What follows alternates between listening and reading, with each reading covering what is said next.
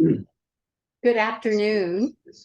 Welcome. It's 5:30 and I'm calling the September 5th, 2023 meeting of the Historic Site Preservation Board to order. May we please have the roll call? Yes, Madam Chair. Chair Huff, Present. Vice Chair Nelson, Present. Member Hanson, Present. Member Bachman, Present. Member Herr. Oh, I think you're muted. Present. Perfect. And Member Maruzzi. Here. And for the record, Member Rosenau is absent today. Good, thank you. May we please have the staff report on the posting of the agenda? Yes, the agenda for this meeting, the September 5th, 2023 meeting was posted for public review at the City Hall Bulletin Board, as well as the west side of the City Council chambers and in the Planning Department counter, and all in accordance with the city policies. Good, thank you. So does the board have any revisions to the agenda? I do want to make an update that all of the public hearing items on the agenda are applicant initiated designations and not city initiated applications as listed on the agenda. So are there any revisions to the agenda?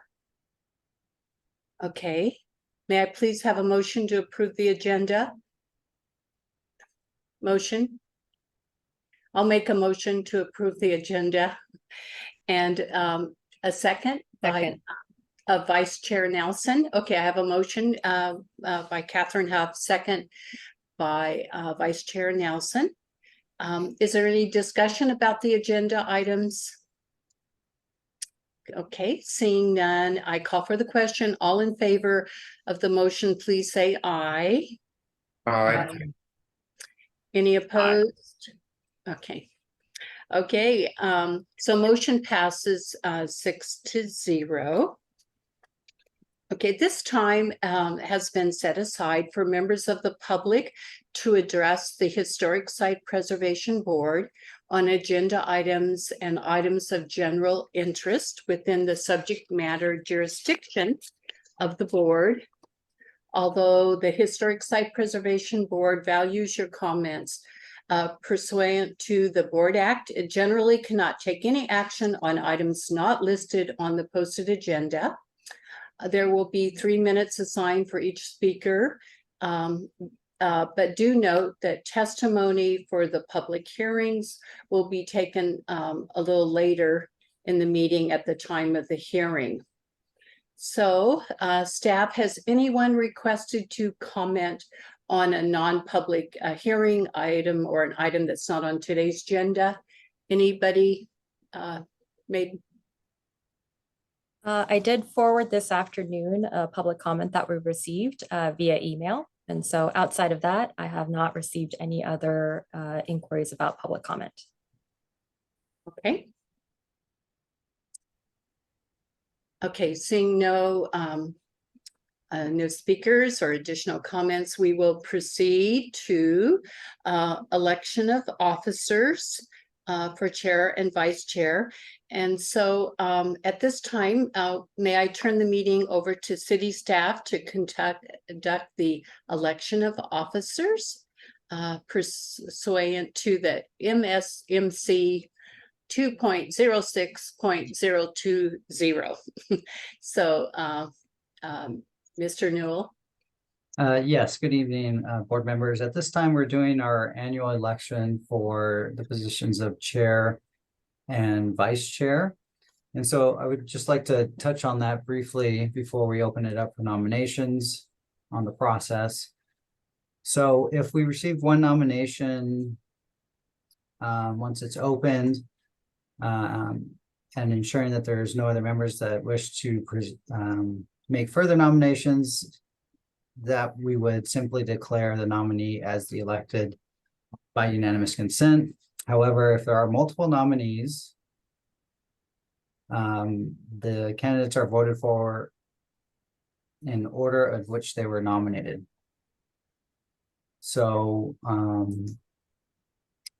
that's kind of the process. We'll do first the chair, and then after that, we'll do the vice chair.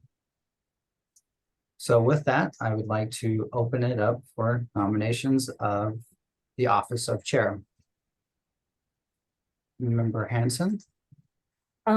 Yes, I would love to nominate Catherine Huff to continue as chair. I'm not sure if everyone is aware, she's in the last year of her second term, which is the maximum allowed, and she's done a great job chairing this board. And I think at this point, really, till June 30th, she only has, after tonight, 9 meetings left to chair, and I would love to see her continue. I think, others of us have been either newly or reappointed, and there's lots of opportunity for us to serve, but I would really like to see Catherine continue through the remaining last year of her 2 terms as on the board. Thank you, Member Hanson. Are there any further nominations for the office of chair? So I would like to nominate Jade Nelson as chair. Just giving an opportunity for other people to chair. I know it's my last year, and I'm happy to stay on the board, regardless if I'm chair or just a board member. Anyway, that's my nomination.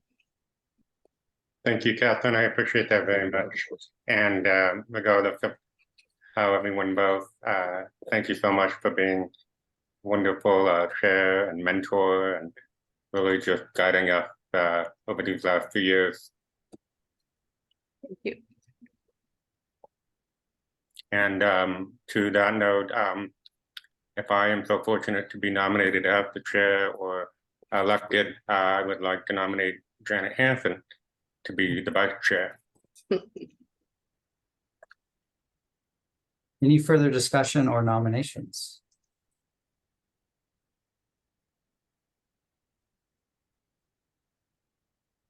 All right, seeing none.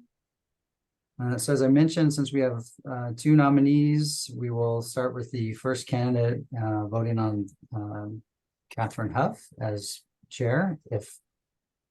But those in favor of Catherine serving as chair, raise their hands so I can see our counts.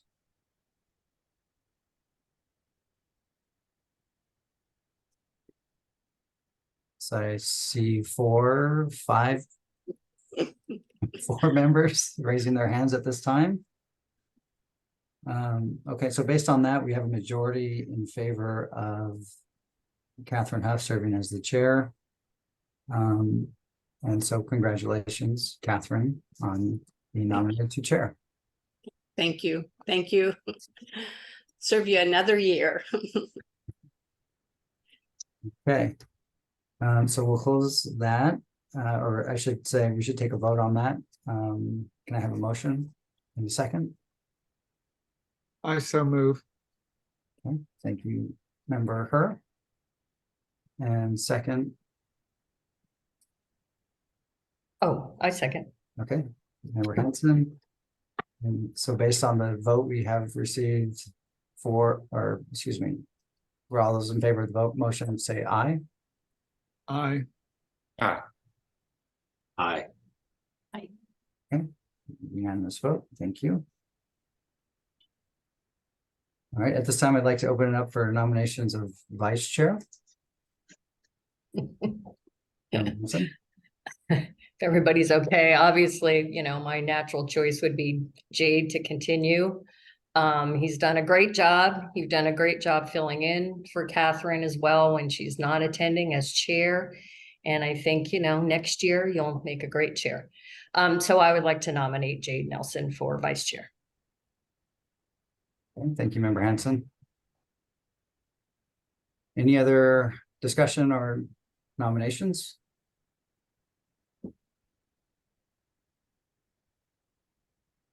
Okay, seeing none by majority of those here tonight and no other nominations. Congratulations to Jade Nelson. You are now elected to vice chair. Thank you all.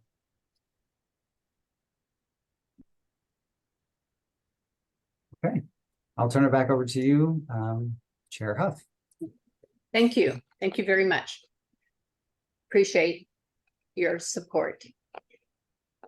So there are no items on the consent calendar, so we can move forward to agenda item number 2, which is the public hearing section of the agenda.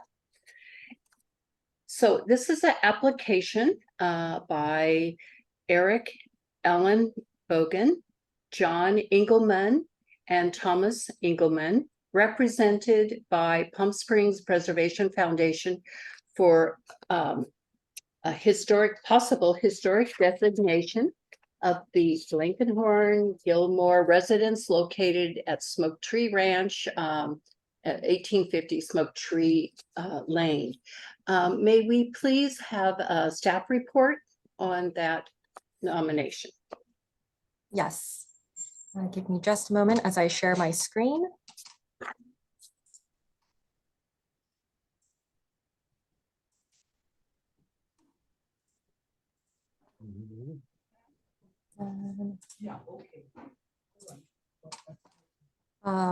Is that viewable in full screen mode for everyone? Yes. Thank you. Yes. Before we start, I'd like to thank HSPB for reviewing the immensely thick packet that was delivered to everyone. I appreciate everyone's thorough analysis and look over of this packet. The first project that is seeking HSPB recommendation, it is the Blankenhorn Gilmore residence that is located in Smoke Tree Ranch. They are requesting recommendation for historic landmark designation of the single family home. And we'll start with the aerial view. This is an owner initiated request, as Catherine, the chair, has mentioned. This property is located in the R1 zone district with the general plan designation of estate residential. The owners own all 3 lots as seen in this image. 2 of the lots contain the home, while the lot across the street remains vacant. Staff would like to note that this vacant lot has been clearly identified as a non-contributing element, and that is reported in the report as well as the draft resolution. Nesting in this historic photo, if we have any of those, we like to share those at the beginning. This historic resource is a 1-story rambling ranch style home that was carefully integrated into the desert landscape. This photograph was part of the historic resources report that was in your packet. And you can see that the entry has a large porch that spans a good portion of the front facade. It is bookended with some building masses that on either end that have shed style roofs. And as the report in the research that was submitted for the application indicates, the home was originally designed by architect Garrett Van Pelt Jr. For the original owner, Blankenhorn, who was one of the original developers of the Smoke Tree Ranch community. It's also noted that the design and the aesthetic that was derived from this house served as a template or an example that set the tone for the rest of Smoke Tree Ranch. Following the origins of the home, it was quickly following the original owners. It was quickly sold to Donald Gilman in 1935, and it was in that family's possession until the 1990s. The Gilmore family went through roughly 6 major renovations of the home, which was also clearly outlined in the historic resources report. And those 6 renovations included additions to the original footprint of the home. So it went from an L-shaped to a U-shaped footprint. And again, that was a span of renovations over 43 years. And the family was very consistent in having their renovations done by the renowned architect Albert Frey, who has contributed immensely to the local community here, as well as the international architecture scene. Interestingly enough, it was noted that Frey worked with the original architect before he was licensed, and so it's very likely that he was familiar with the original design intent of the home. And most of the additions designed by Frey remain respectful to the original design's scale, material palette, and maintains that front facade and its views from the main road. It also demonstrates this adaptability that the ranch style home had in terms of an architectural style. As outlined in the staff report analysis, the home is a unique example of rustic ranch style home with a rambling floor plan that tells the story of the residential development in the Smoke Tree Ranch community. Staff finds that criterions 2, 3, and 5 are met, while criterion 4 is not met, since this addresses the distinctive methods of construction, which is specific to the Palm Springs analysis, the city of Palm Springs analysis on criterion 4. As we see it, the construction methods showcased for this house appear to be conventional construction methods and techniques. In addition, the 7 topics of integrity are also reviewed when we look at designations, and all 7 aspects meet the criterion of integrity. This includes the design integrity and the respect that was shown by the architect, the second architect, Albert Frey, and the additions that were made. As far as the defining features are concerned, the 1-story ranch home and its horizontality is the main feature. Materials in the roof, the walls are all distinctive of ranch style homes. The building forms highlight the porch, the irregular rambling footprint, the deep eaves. All of those are listed in both the resource report and also the staff report and the draft resolution. Staff did note that the later addition of the swimming pool surrounded by the hardscape on the site as a non-contributing feature. So with that, as a site, it does meet 3 criterion of the 7 that are listed, and it meets the 7 integrity findings as detailed in the report. Staff finds that the historic home, or staff finds that the resource does meet the integrity as well as the criterion for historic designation as a Class 1 site. Therefore recommends HSPB adopt HSPB resolution number 148, recommending Class 1 designation of the site to City Council, who has the final authority for granting historic designations. Happy to take any questions at this time related to the staff report. And I believe we do have a representative here for the applicant that is present if you have any questions you would like to address to them. So does the board have any questions for staff regarding the report recommendation? Member Hanson? I just have one question with regard to the identification of the character defining features. And it seems like, I mean, the whole property is being designated, correct? The entire parcel. Correct. And it seems like the character defining features are just so focused on just the house.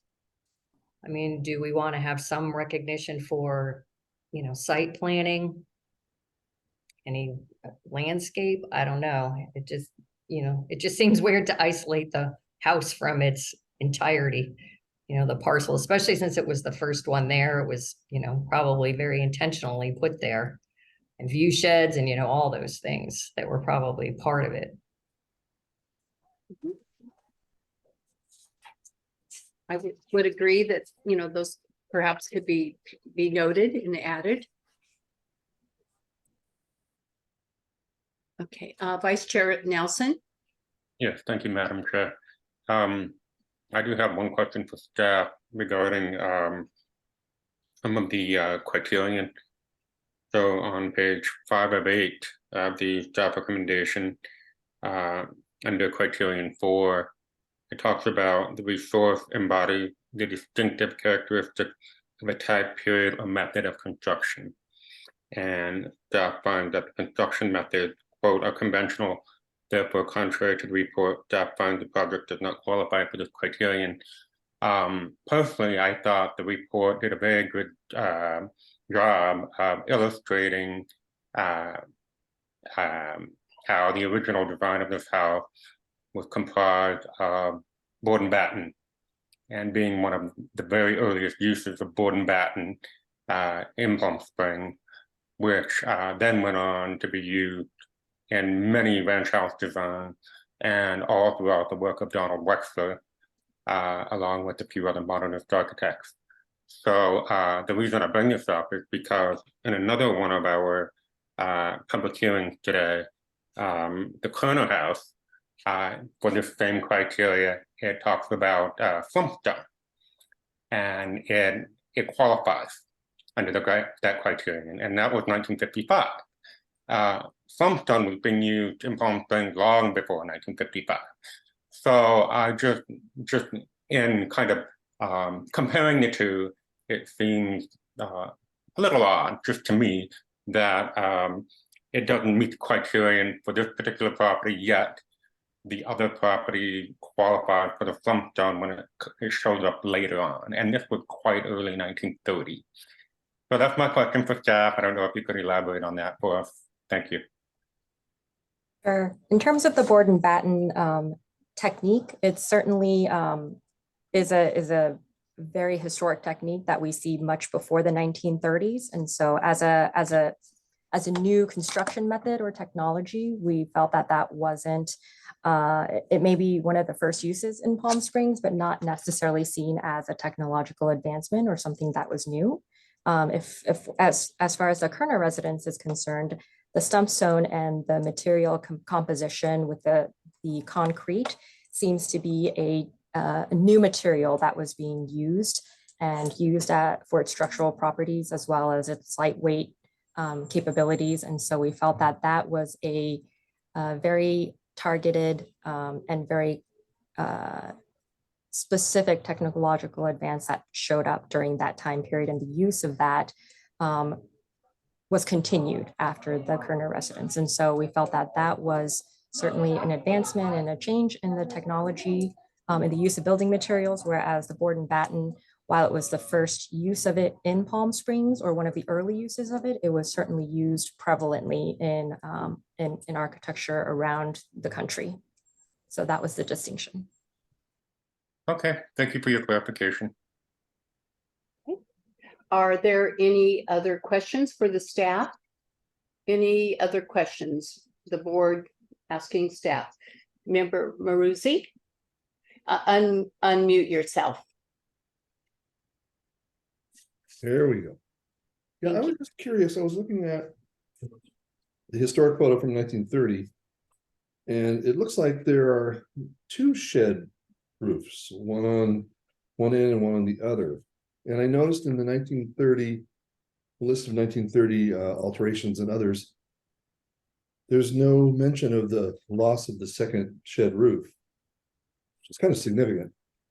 I happen to know a little bit more about Van Pelton Land because I did a historic survey in Rancho Mirage, and there are other properties that were built with the two sheds, alternating sheds. So that is somewhat of a character-defining feature for the work that he did in the desert. I think it should be noted. I don't know if it would change the significance of the property, but it's a big deal to take away the shed roof. It may be noted in the report. I don't remember seeing it, but it might be in there. But for some reason, it doesn't appear. I don't even know what year. I'm assuming it was the 1930 alteration, but maybe it was another year.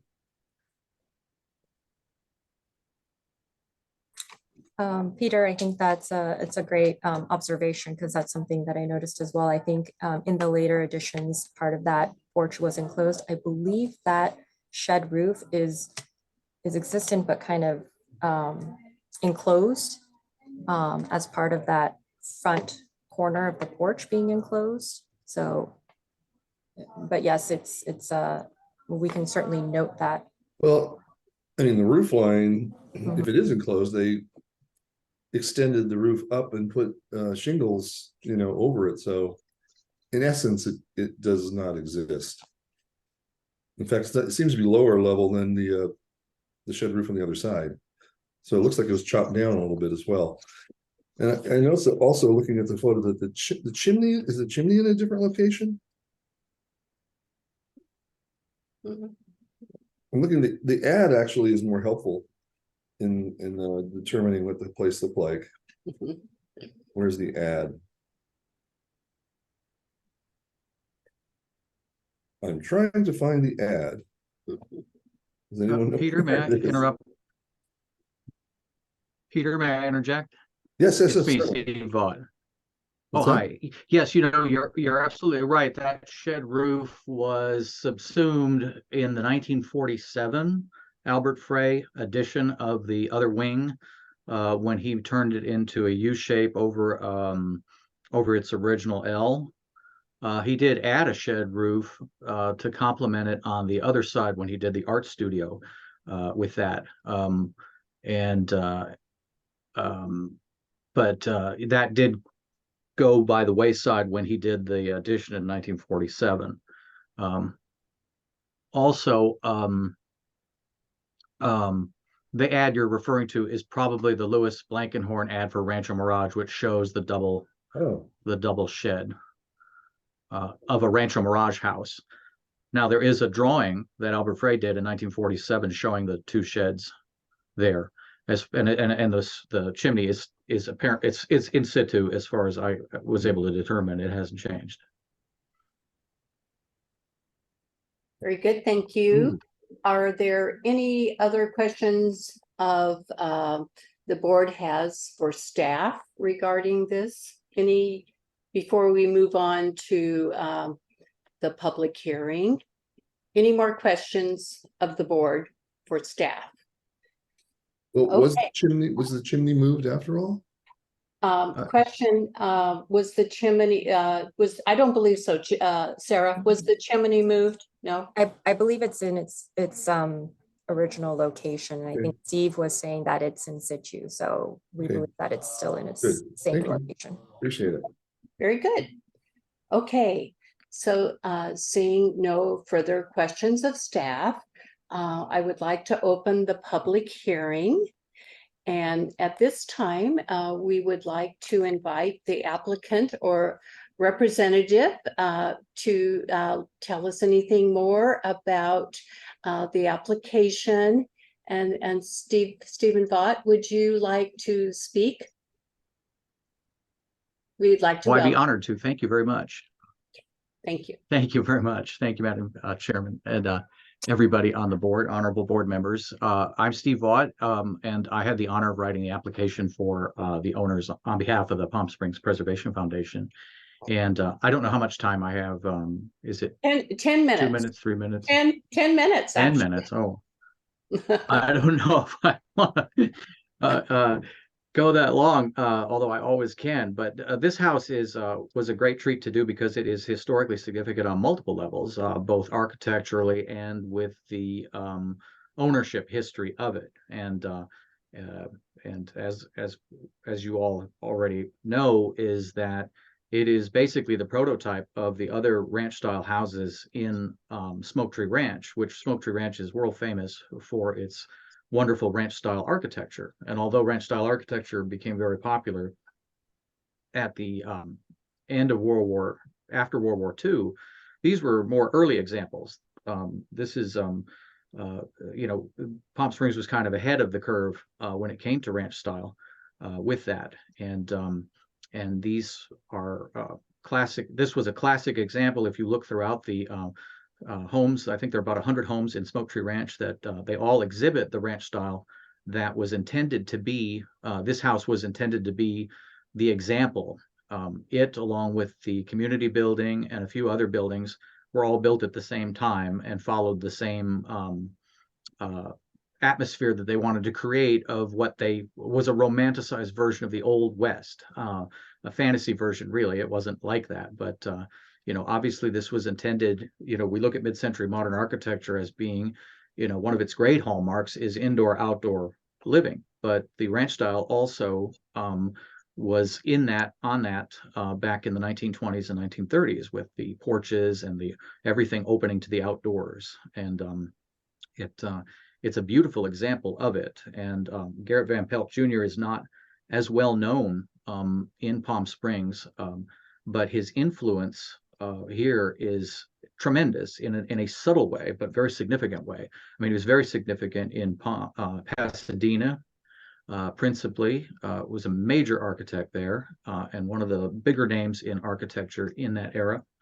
And but in Palm Springs, Smoke Tree Ranch set the tone for so much, and it also helped create the very first, or one of the first enclaves of luxury home enclaves in an era where people had no place else to go. They were just going to hotels. Smoke Tree Ranch offered both the amenities of hotel, but yet private ownership. And so it really set a wonderful trend that continues today there at Smoke Tree Ranch. But Garrett Van Pelt, as was alluded to in the staff report, has an incredible significance for contributing Albert Frey and John Porter Clark to Palm Springs, because it was his generosity, his belief in these two young unlicensed architects at the time, designers, and gave them not only jobs, but he also gave them almost a completely free rein to do whatever they wanted. And although they were able to work under the official name of Garrett Van Pelt, so having a design that is verified to be Garrett Van Pelt is rare and really important, because he was such a critical figure in Palm Springs history for those reasons alone. Also, this house was added on too much over time, and had other architects gotten involved with it, it would not have the unity or the harmony, I believe, that this house has, because it was under the masterful hand of Albert Frey, who, having worked with Garrett Van Pelt and learned his methods of design, designed and redesigned that house in a way that was compatible and complementary, and actually even improved on the original architect's vision. So this house has such an incredible long period of significance for that reason. I think his last effort on the house was in 1991, and so it's a long stretch of it.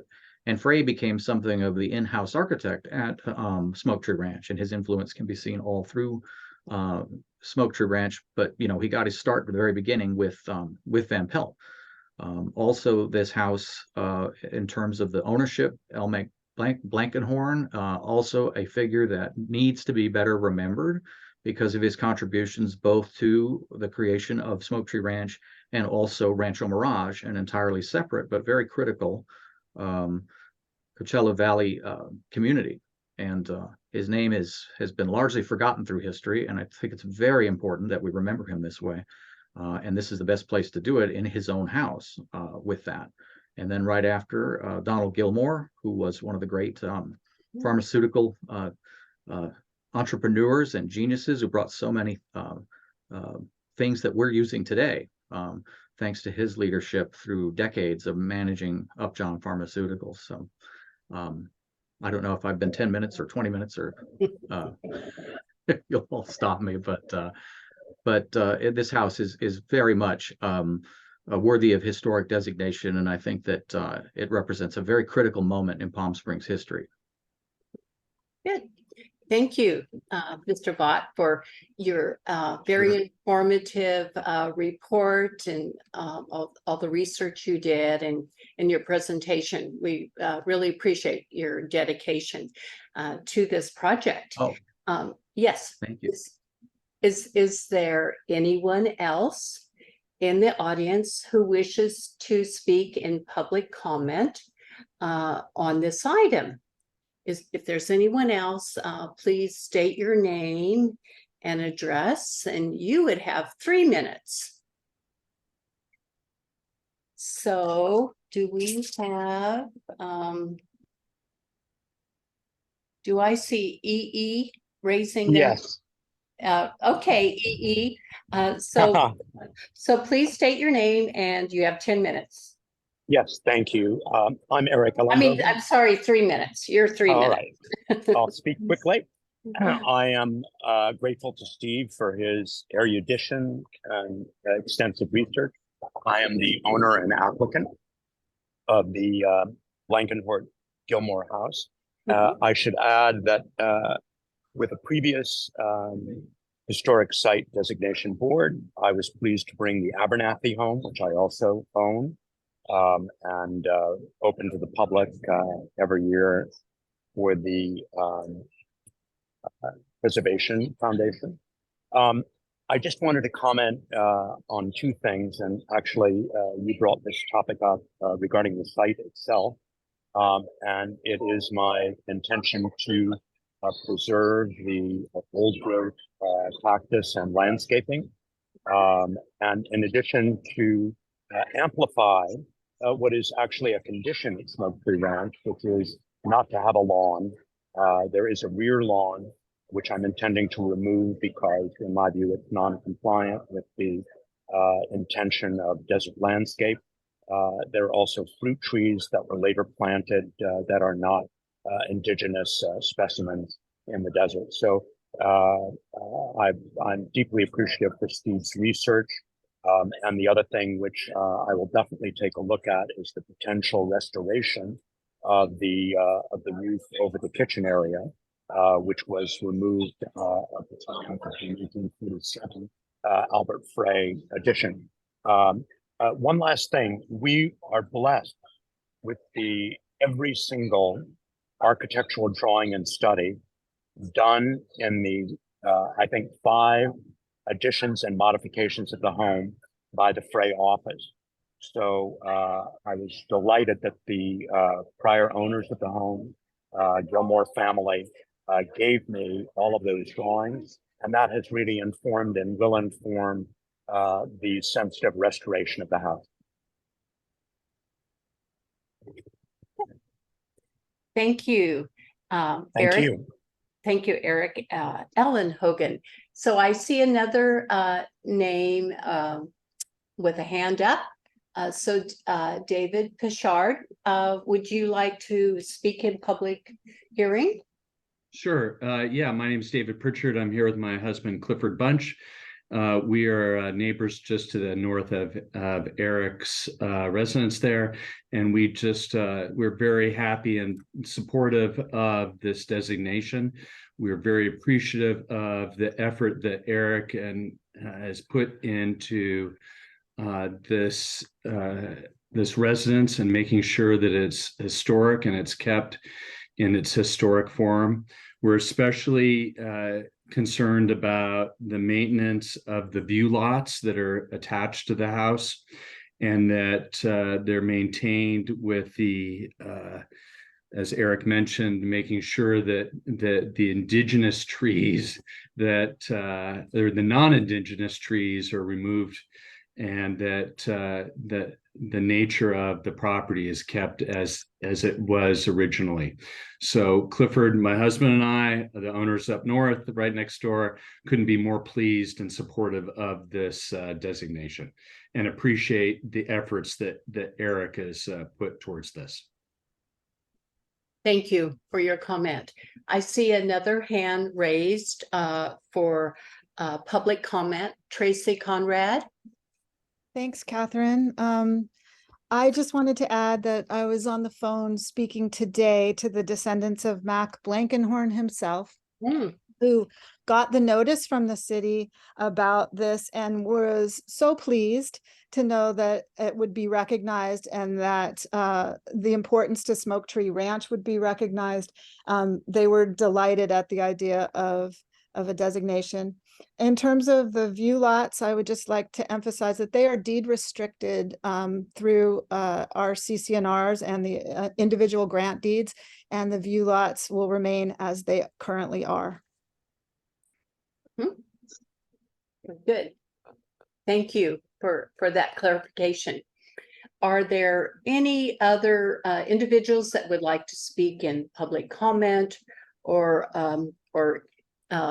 any other from anyone? Okay, so seeing no further speakers at this time, I will close the public hearing. The hearing is closed, and the action is now with the board. So this is a time for comments and further discussion of the board. So are there any comments? Vice Chair Nelson? Yes, thank you, Madam Chair. So I would have a question either for Mr. Ellenbogen or Mr. Vaught, depending on who can answer it better. Mr. Ellenbogen has stated that he is in fact planning a restoration, which if I heard correctly, that's excellent news and no surprise to me. So with that in mind, I just was curious, because it was something we discussed when we did the site visit, whether a historic color analysis had been completed yet. Because to me, it appears there's some colors on the exterior of the house that don't quite match up with some of the photos I've seen of earlier versions of the home. Any response to that? Please unmute. Eric, you need to unmute.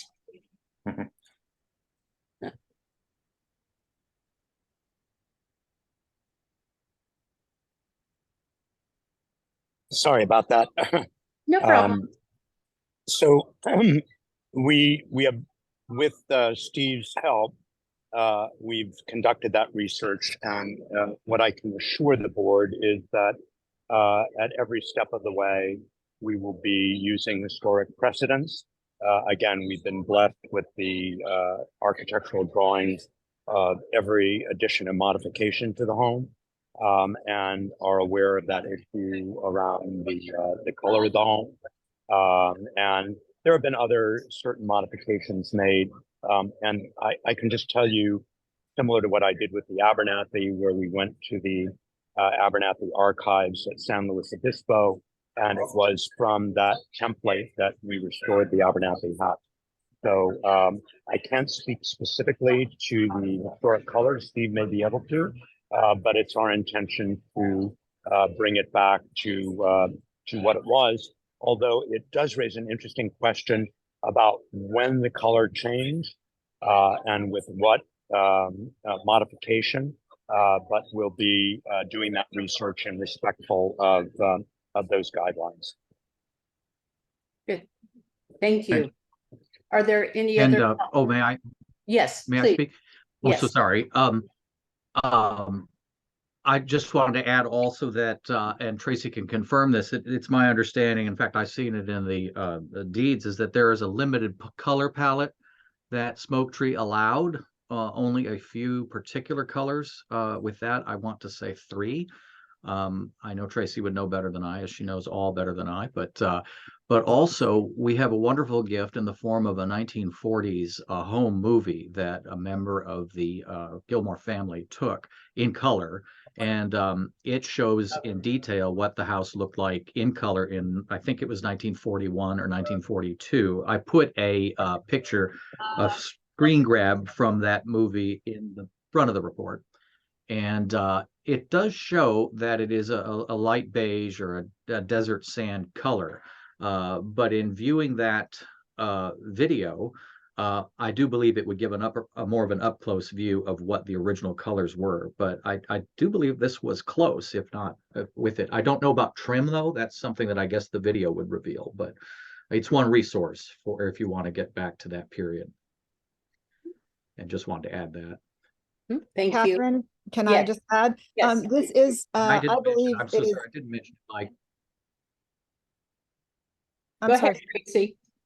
I do believe this is very close to the original color, and I think the original trim was a yellowish color, but the body paint is a light ivory beige color, and the video is available. I obtained it from the Gilmore family, and you all know Eric as the most meticulous preservationist in Palm Springs, perhaps, other than David Wrights.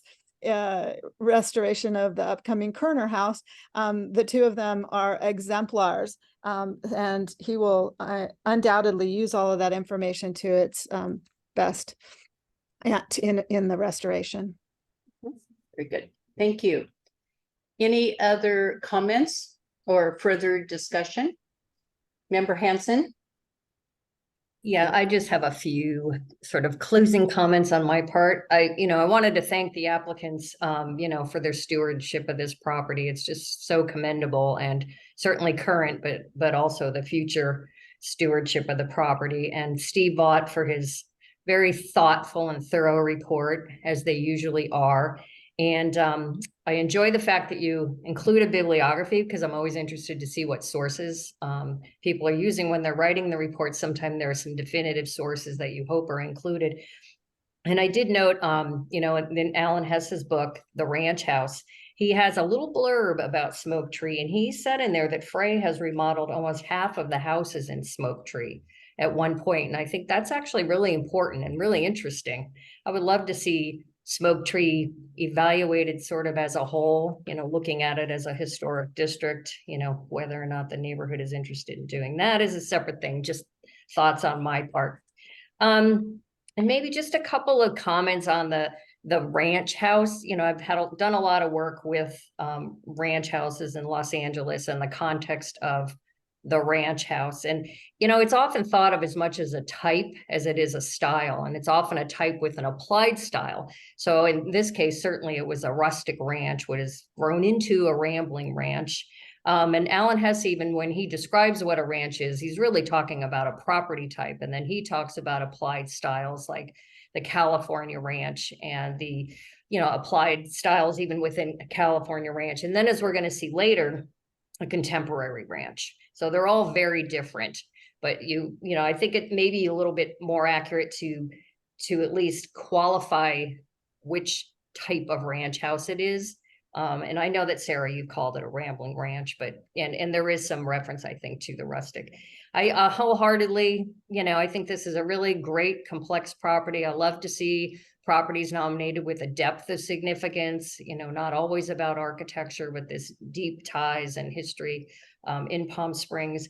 And my only comment, above beyond, supporting it is if we could incorporate something about the natural desert setting into the character defining features, because I think especially talking to Eric and saying that you may want to remove lawn areas and fruit trees and things. So if it's clear, what that means, then there's not going to be any particular issues for you moving forward with just doing those things. And I think maybe even including the lawn areas and the fruit trees as non-contributing features. So it really won't be an issue moving forward. There may be some other things to consider, but that's certainly my thoughts from tonight. So I'm all for it. And thank you so much. It's a wonderful property. Thank you, Member Hanson. And I agree with all that you commented, everybody's comments actually, and very supportive of this nomination.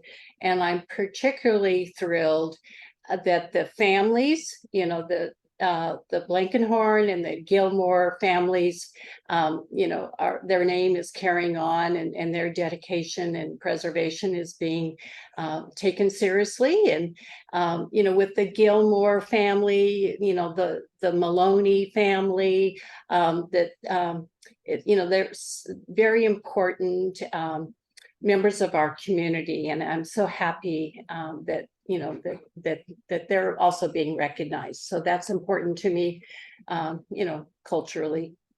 So are there any other comments or discussion? Vice Chair Nelson? Isn't directly related to the house, but just as an aside, since we are talking about Garrett Van Pelt, and he so rarely comes up in any of our HSPB discussions or nominations.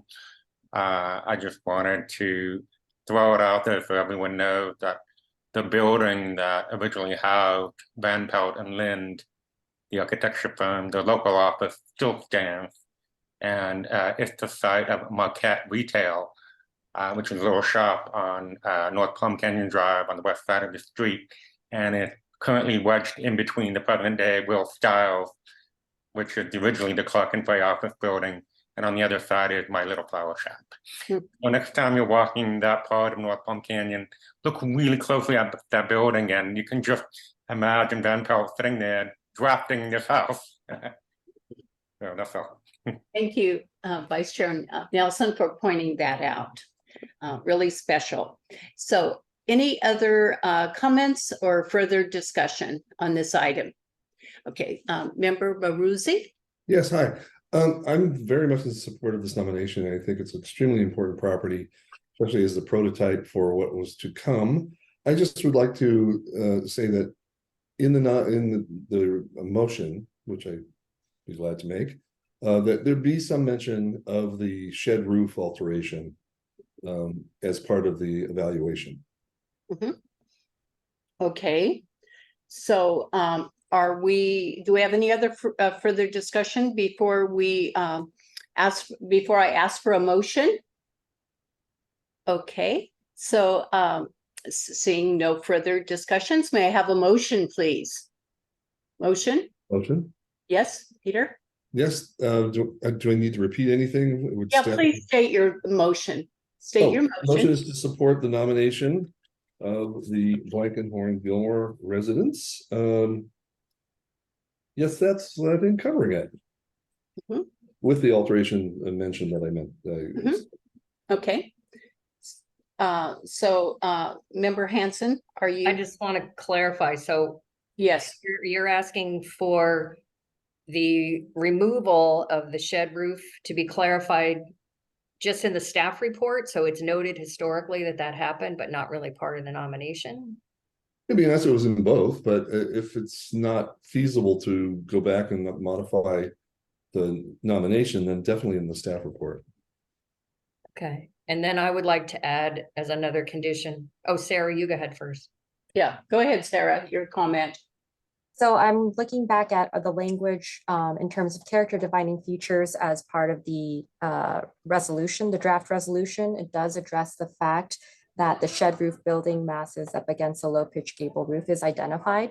It doesn't clarify that it's two, and I don't know if it makes sense to provide more description so that it describes that massing as part of a character defining feature. Is that a way that you would like that to be documented? I think definitely, I think the shed roofs are definitely character defining features. Okay. The loss of one, though, I don't think disqualifies the property overall. Right. But it should be noted for Yes. documentation. I think that's a very good point. So, okay, so we have a motion on the floor. Do we have a second? Well, can I first? yes. I think, so then can we clarify that we move to adopt the resolution for designation with modifications to the character defining and non-character defining features as discussed? Okay. Because that would include the ones that I had referenced as well. Does that work, Sarah? Okay, so should that be part of the motion, Sarah, or is that what does that help for it to be part of the motion? I believe it does help, and just to clarify in terms of the language, Member Hanson, what I heard was character defining features to be added, natural desert setting, and then a non-contributing element to acknowledge the fruit trees and lawn area is what I have written down here. Is that accurate? Yes. Okay, and then for Member Maruzzi's addition, it's related to the shed roofs. The building masses of the shed roofs against a low pitch gable roof. So identifying both of the shed roofs as part of the character defining features of the resource. And also the fact that it was one of the two sheds is no longer visible. And we can, perfect, got it. Okay, so I think the motion is very clearly defined now. So may I have a second to the motion? A second, okay. So Member Hare. So we have a motion by Maruzzi, a second by Hare. And is there any further discussion on this motion? Okay, seeing none, I'll call for the question. All in favor of the motion, please say aye. Aye. Aye. Aye. Okay, any opposed? Okay, so the motion passes 6-0. Thank you very much. So let us next proceed. Oh, I'm sorry, we have to vote. Did I not vote? No, we voted, yeah. Okay, so now let us proceed to agenda item 2B under public hearings. And this is the application by the Country Club Estates of Palm Springs Homeowners Association, represented by Palm Springs Preservation Foundation for possible historic district designation of the Country Club Estates located at South Camino Real and East Laverne Way. So may we please have a staff report on this project? Let me go ahead and share my screen.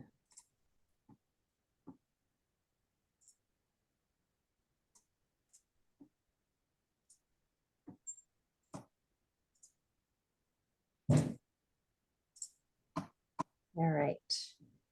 Is that also viewable in full screen mode? Perfect. Yes. So the next application before the board this evening is HSPB number 145.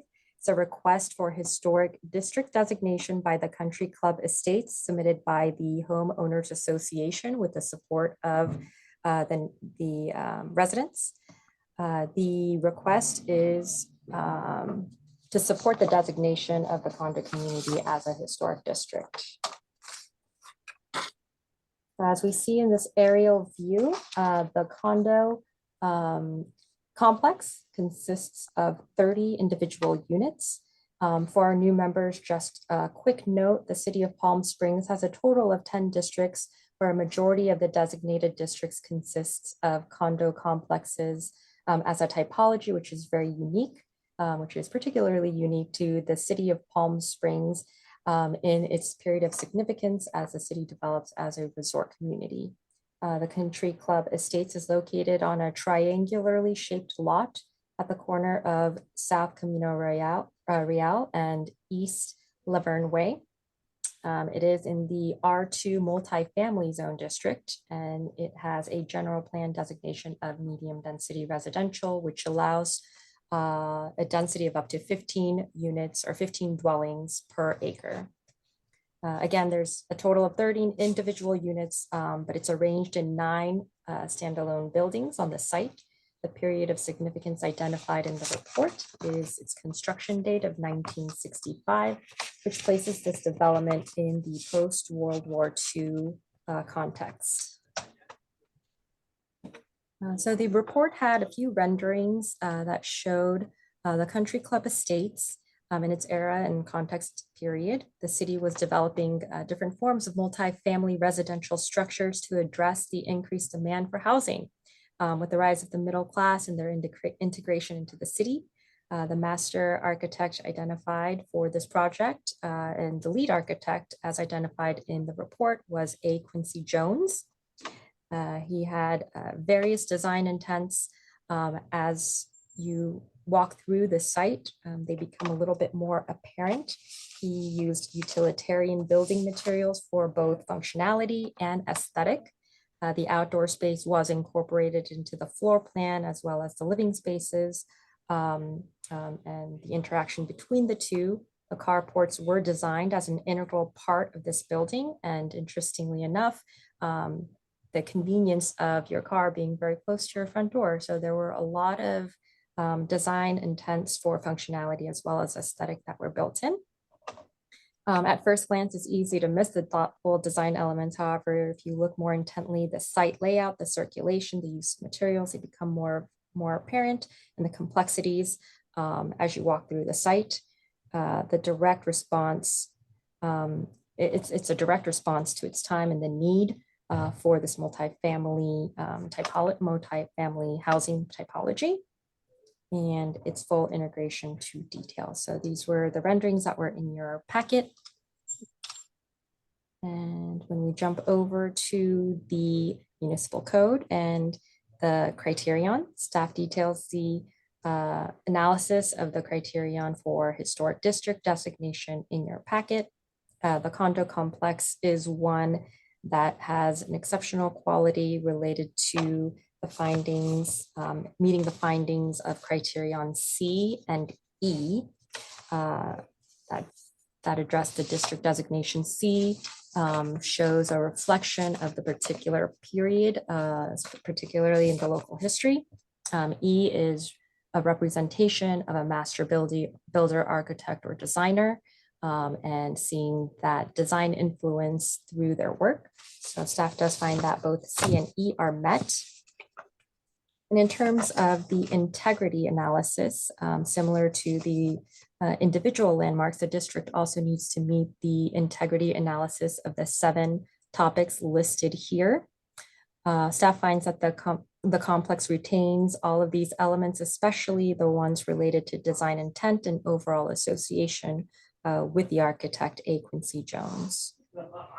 The images that you see here are some of the details that we see that have been preserved and that have been noted in your packet as well. Character defining features were expanded upon. You see that listed in the packet in both the draft resolution. The complex listed the 9 different individual units. Again, there were 2 units and 4 unit buildings.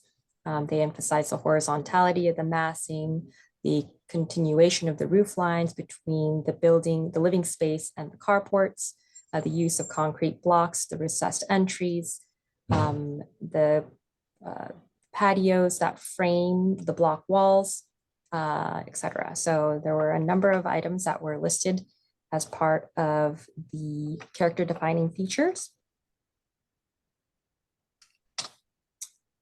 And in conclusion, staff finds that the estate, the country club estates meet the definition and meet the criterions necessary for a district designation, both with meeting the criterion for designation and the integrity findings.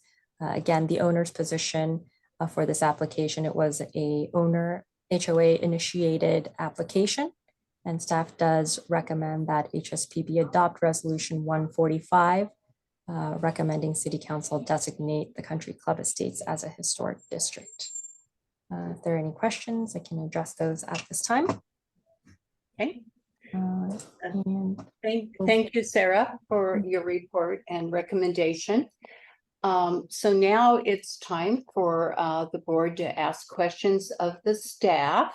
And I might begin with one really quick question. You went over the character defining, features. And of course, it included the interior atrium inside of each unit. And then of course, it included, the open carport designs for each unit. So in looking at the non-contributing elements, I see that it's noted that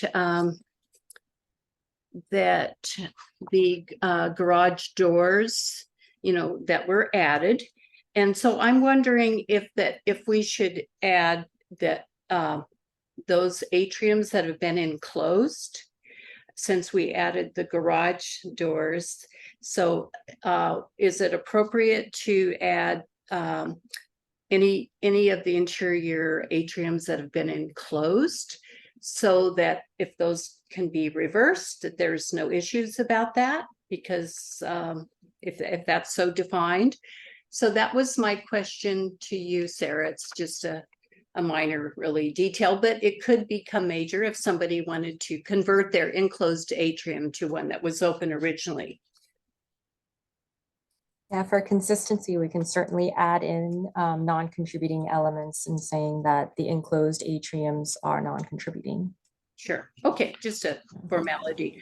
And the other one that I had was about the property signage, the typeface, is different. It exists, different today than it did from the original script. And I know that it's mentioned in the narrative. So if they wanted to change the signage, perhaps we could include that as a non-contributing, the existing typeface. So that was the other comment. Okay, are there any other questions, Member Hanson? I know, surprise, surprise. I just had a couple things to add it to that this is page 5 of 6 in the draft resolution. I was also thinking, again, this idea of the whole site design is not referenced at all, particularly for a historic district. We're kind of taking things apart, but maybe start with the whole of the site design. And there's a one that says narrow aluminum window frames and floor to wall glazing. Did you mean floor to ceiling or just floor to wall glazing? Is that correct? It should say floor to ceiling. Okay. Yes. I thought maybe there was something I didn't know. And then it doesn't reference sliding aluminum doors. It has window frames and glazing, but shouldn't the aluminum doors be referenced as character defining? And then I also thought the broomed concrete walkways, which Mr. Vaught talks about in the reports. And again, is there any other elements of the landscape plan, that we should talk about that is still original and in place as a character defining? And then, Sarah's screen sharing. Oh, there you go. A signage lettering I had too, but then I also thought when we were walking through, some people have added those sort of we did have a storm, so maybe storm, but the security doors that have been added to some of the units should probably identified as non-contributing as well, so people can just easily remove them if they want to. So I thought of adding that, as a non-contributing along with the non-original signage, the lettering font type. Mm-hmm. Mm-hmm. Mm-hmm. Very good. So any other questions for Sarah while she's editing these comments? I have one. I can't see myself on the Okay. screen. Okay. Okay. I'm looking. So okay. So Hare, you have your hand up. Member Hare? Yes, I just have a question for staff. In the proposed historic district guidelines section of the report, of the staff report, it says a condition of approval that a comprehensive design guideline be submitted with instructions on how to submit for a certificate of appropriateness, etc. But also with that, with the report, is the Country Club Estates architectural standards. And my question is staff recommending a more enhanced guideline be submitted, or is that the guideline that is submitted? Thank you for bringing that up, Member Hare. We are actually asking for a more comprehensive design guideline to be submitted prior to the application going to City Council. What has been attached in your packet is what the HOA currently uses to address certain exterior changes. And so we are asking for a comprehensive design guideline standard that could be used by both the HOA and in result of the designation. So we are asking for a separate document, and then point 2 related to the certificate of appropriateness is to address the fact that additional reviews may or may not be required following a designation. So we wanted to make sure that that was clear. Thank you very much. Mm-hmm. Okay, Member Maruzzi? Yeah, hi. This is just a question that since I haven't been on the board before, when there is a request to, let's say, add a contributing feature that's not in the nomination, but it is in the staff report, is it appropriate to ask that the nomination be modified in addition to the staff report?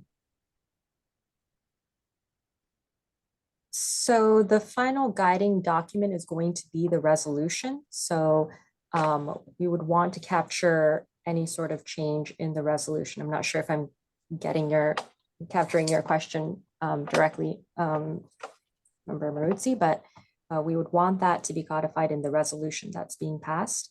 We can make edits to the staff report as a document for the application and for the property file itself. But if there's something specific you want to be implemented moving forward, we want to make that a part of the resolution. So it's not common to have the actual nomination modified? The nomination itself, no, that's not common practice. But it is attached to the document that's made available to the public, right, and filed? The staff report, yes, No, not the staff report, the application. Yes, the application is a public document available. Okay, so they would be together when someone looks it up. Correct. Okay. Yeah, I mean, well, specifically, your character defining features that you mentioned on page 5 of 6 does mention the internal atrium, but on page 40 of the nomination, it's not mentioned at all.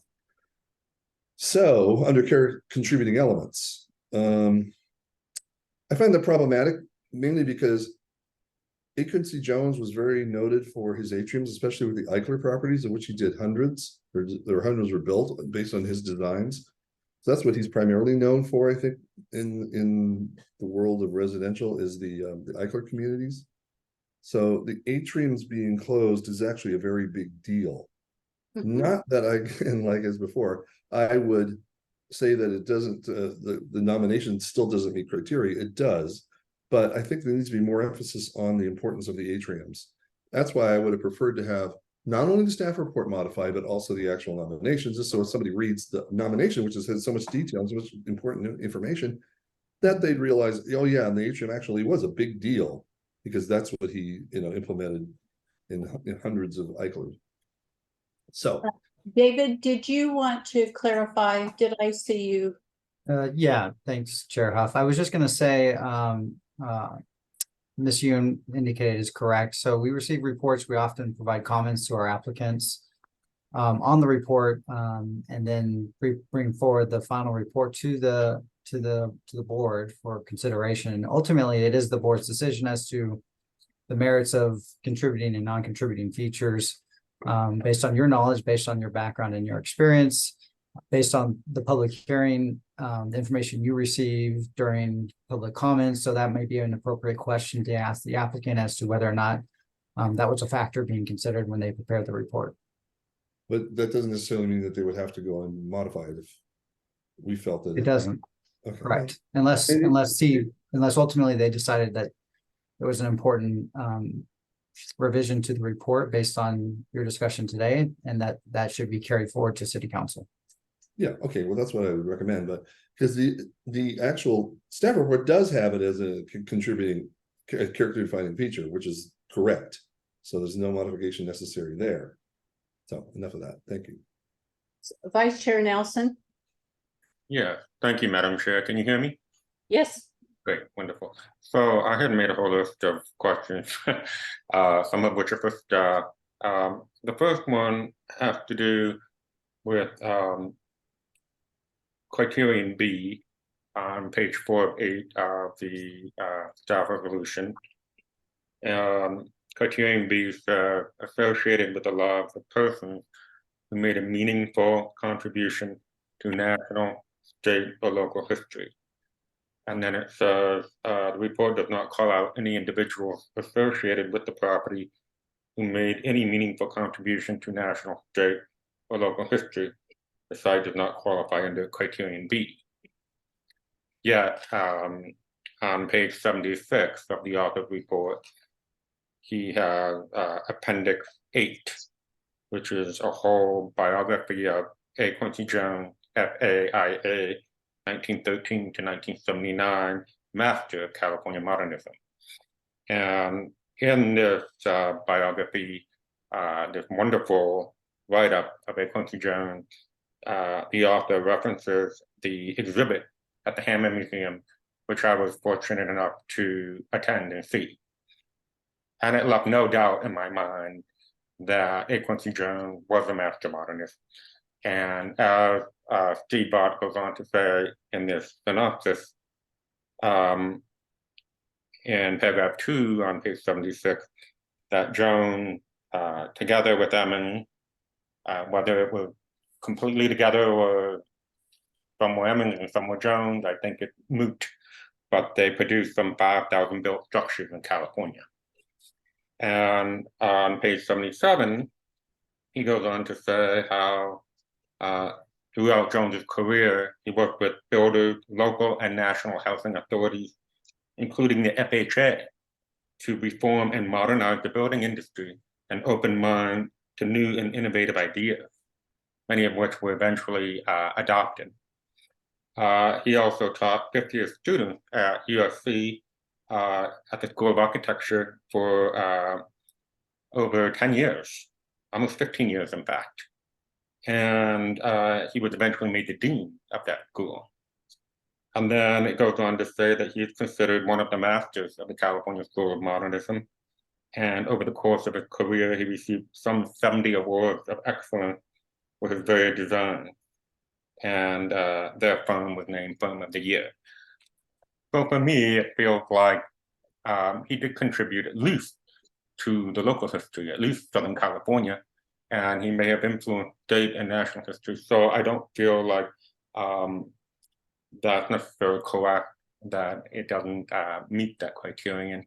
Again, my own personal opinion, but I wanted to just bring that up because Jones is very highly regarded. And he also did 999 Potencia in Las Palmas, which was built for Jerome G. Robinson, who was a parking meter magnate from Chicago.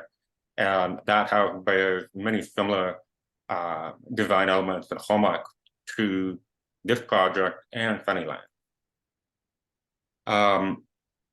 So I had mentioned in my question something about signage, which has already been covered.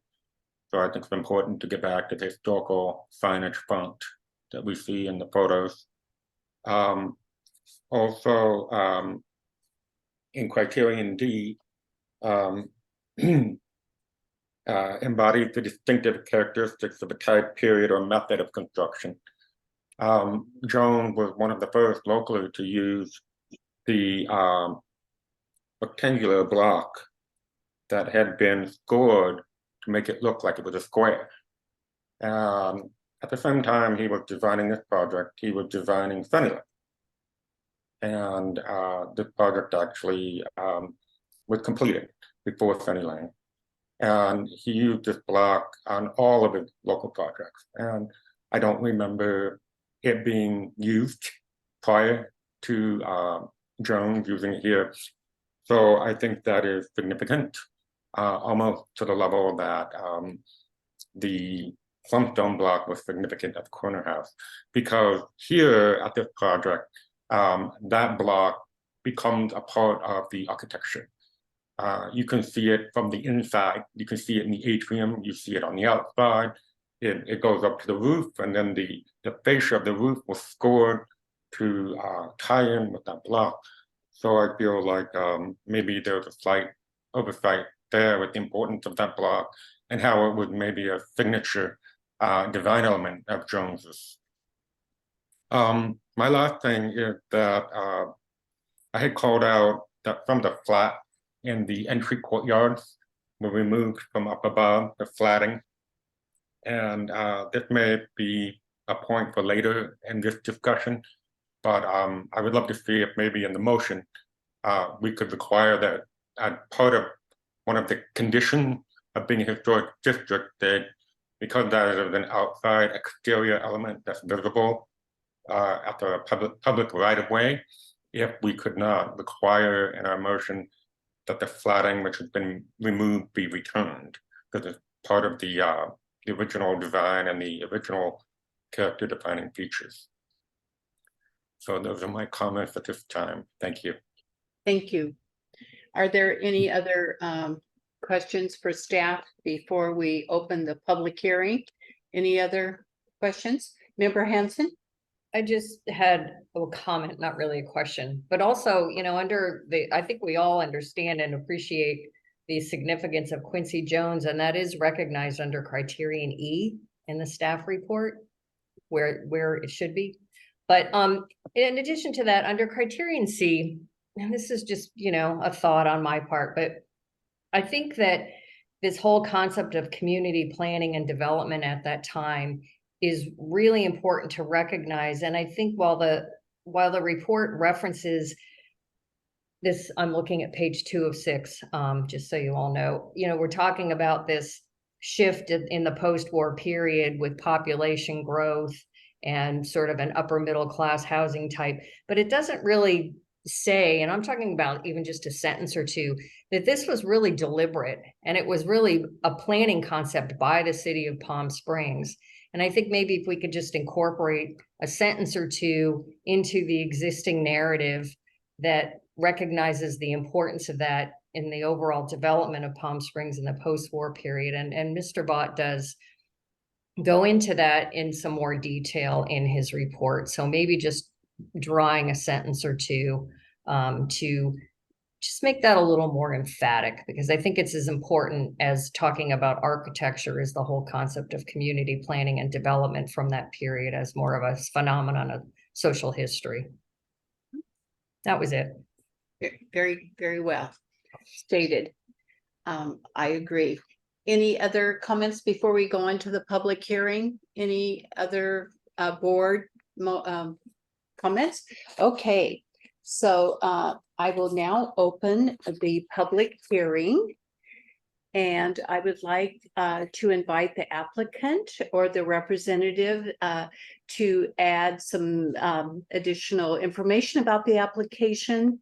Mr. Vaught, would you like to speak on behalf? Sure. It's me again. Thank you for having me for this one as well.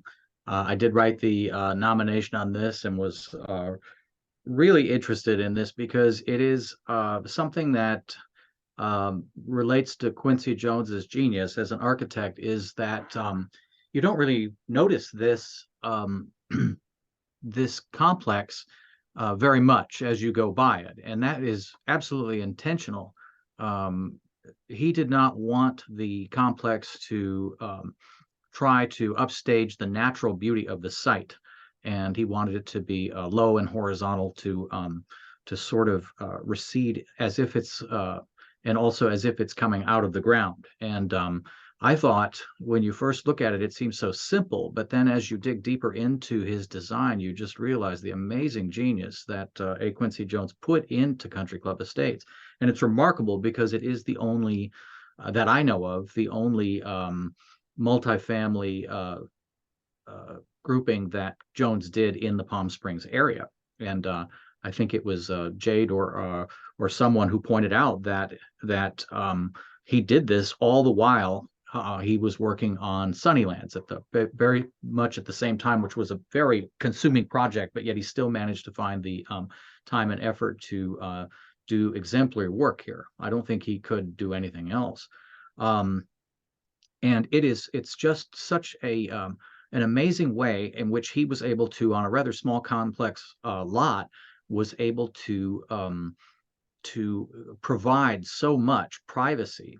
And yet at the same time, you weren't cut off from anything. I thought the carports were genius, the way in which he handled that, because that is a really tricky situation. They could look ugly, they could overwhelm, and I just was fascinated by how he was able to do that.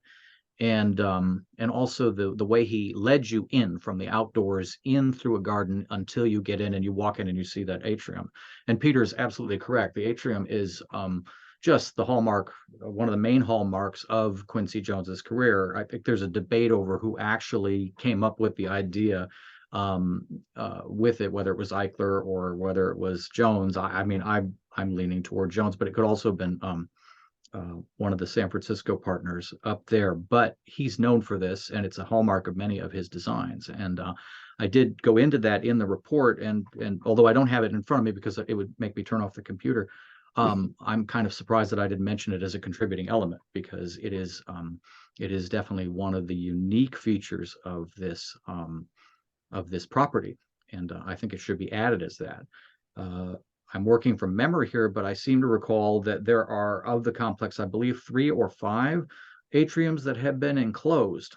And the homeowners association, who are wonderful people, they're very enthusiastic about the history of the place and do want to preserve it as best they can and do everything they can. They have been actively discouraging anybody from enclosing the atriums, and have actually had some success in getting, I believe, at least 2 of them undone.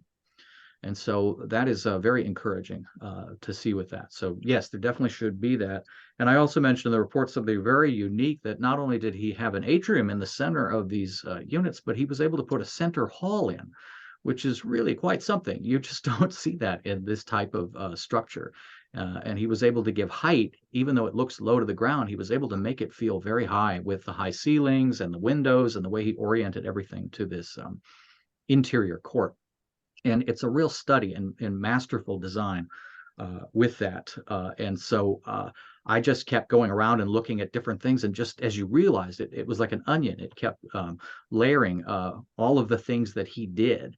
And as Jade pointed out with the concrete blocks, I did not mention that as a unique thing, because of course concrete was used, he was not unique in that concrete. But that particular block, I was not able to determine definitively whether or not that was the first use of it, or that he had actually invented that particular one. Unfortunately, because the Quincy Jones papers at UCLA were not available at the time of this, they were remodeling the Young Library, and so that one may, it's something of interest. But in any way, the way he used concrete was just remarkable. The scoring of the rectangular blocks, as you mentioned, to make them look square, and then to repeat that above in a different size on the roof lines, all of the little details that he did. It's just an amazing property, and quite unique in Palm Springs. And I think it's a real treasure.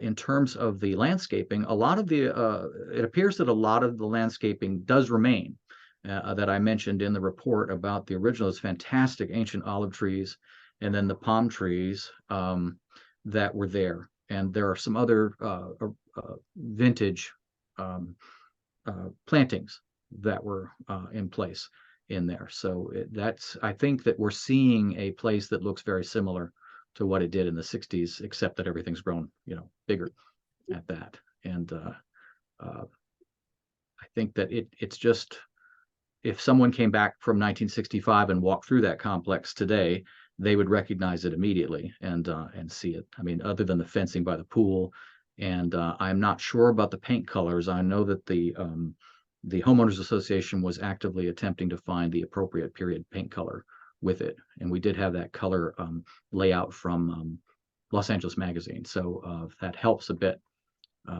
with that. So it's just a remarkable complex. I hope that you all agree with that, because I think it really deserves designation as a historic district. Thank you. Thank you, Mr. Vaught. Is there anyone else in the audience who wishes to speak in public comment on this item? Is there anyone in the audience? Please raise your hand. And I see Mr. Frank Bruno. I see your hand raised if you want to unmute, and we welcome you. You have 3 minutes. Thank you so much. And I apologize for not having a video. I'm on my desktop. But I just wanted to say I'm a resident of Country Club Estates, and I also have a unique perspective, as I have been the predominant realtor in that development for the last 10 years. And beyond what is architecturally significant about the complex, and I want to thank Mr. Nelson and Mr. Vaught for their enthusiasm, because we feel that just as much as they do. And I completely agree with Mr. Nelson on his recognition of A. Quincy Jones.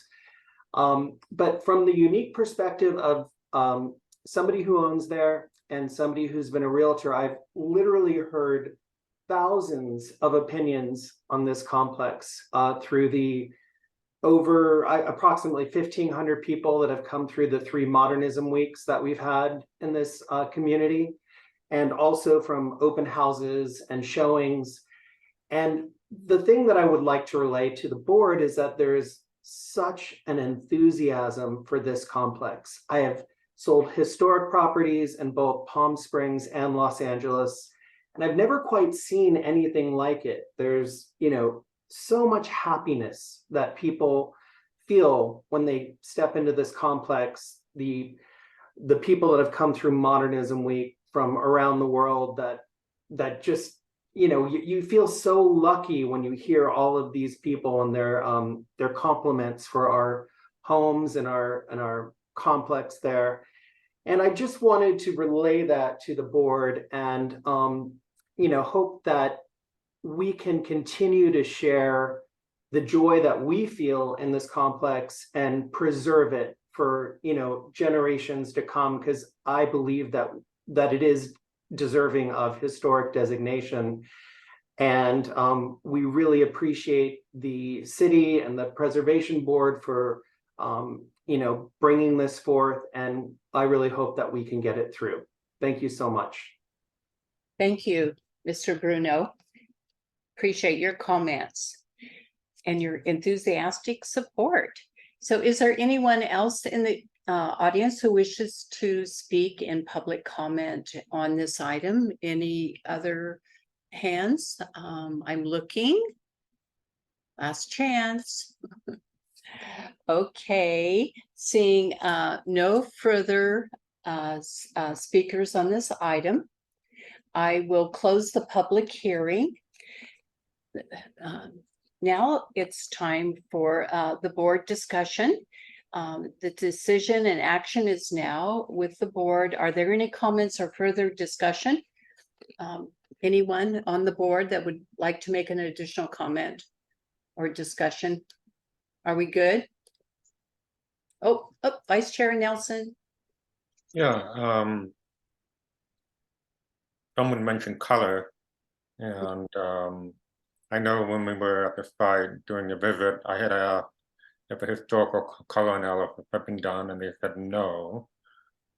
So with most of our historic districts, the Royal Hawaiian especially comes to mind.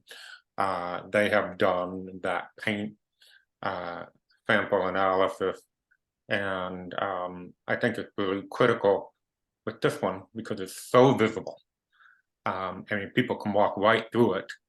So I would really like to make that a condition of the motion that they do a historic color analysis to respect that. I think, it's pretty spot on with the white, but in terms of the doors and the other things, I think it's really important to respect that. In addition to restoring any of the slatting in the entry courtyard that was removed. And I recall that, the guidelines are being enhanced and perfected and updated.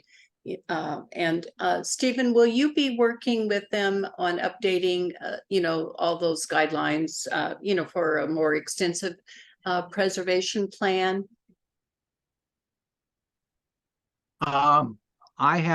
We provided them with our recommendations, or at least in the beginning with the, it's attached to the nomination of guideline recommendations that we came up with, that we presented to them.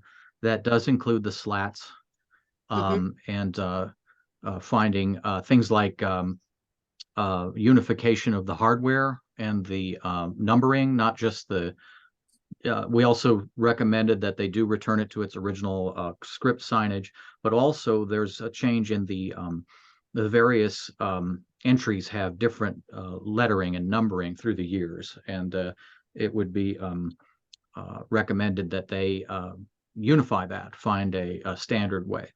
Hopefully go back to the sort of Roman numbers that they had in 1965 with that. So we did present that to them.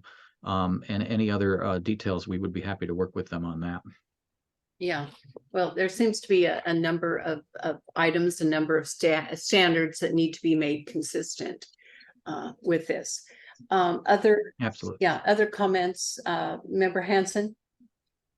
Yeah, I just wanted to agree with Chair Huff on that. I would not support adding conditions that people have to do these things before it's that we would approve or adopting the resolution and recommending that to City Council. I think that can easily be accomplished through the design guidelines and communication within the neighborhood. And I think you're probably gonna see that a lot of people will, once it is designated, it's probably even gonna be a greater appreciation for where they live and what they have. And some of those things may happen naturally, but I just feel like if you're adding conditions, it's almost like saying, we don't really think it's eligible unless you do this. And I think even without doing those things, it's eligible. And I would like to not add that any conditions like that to a motion, but rather do it through the design guidelines. Yeah, that's why I brought it up as well. Vice Chair Nelson? Yeah, I concur with Member Hanson, and that's pretty much what I was trying to say. Yeah. That it included in the design guidelines.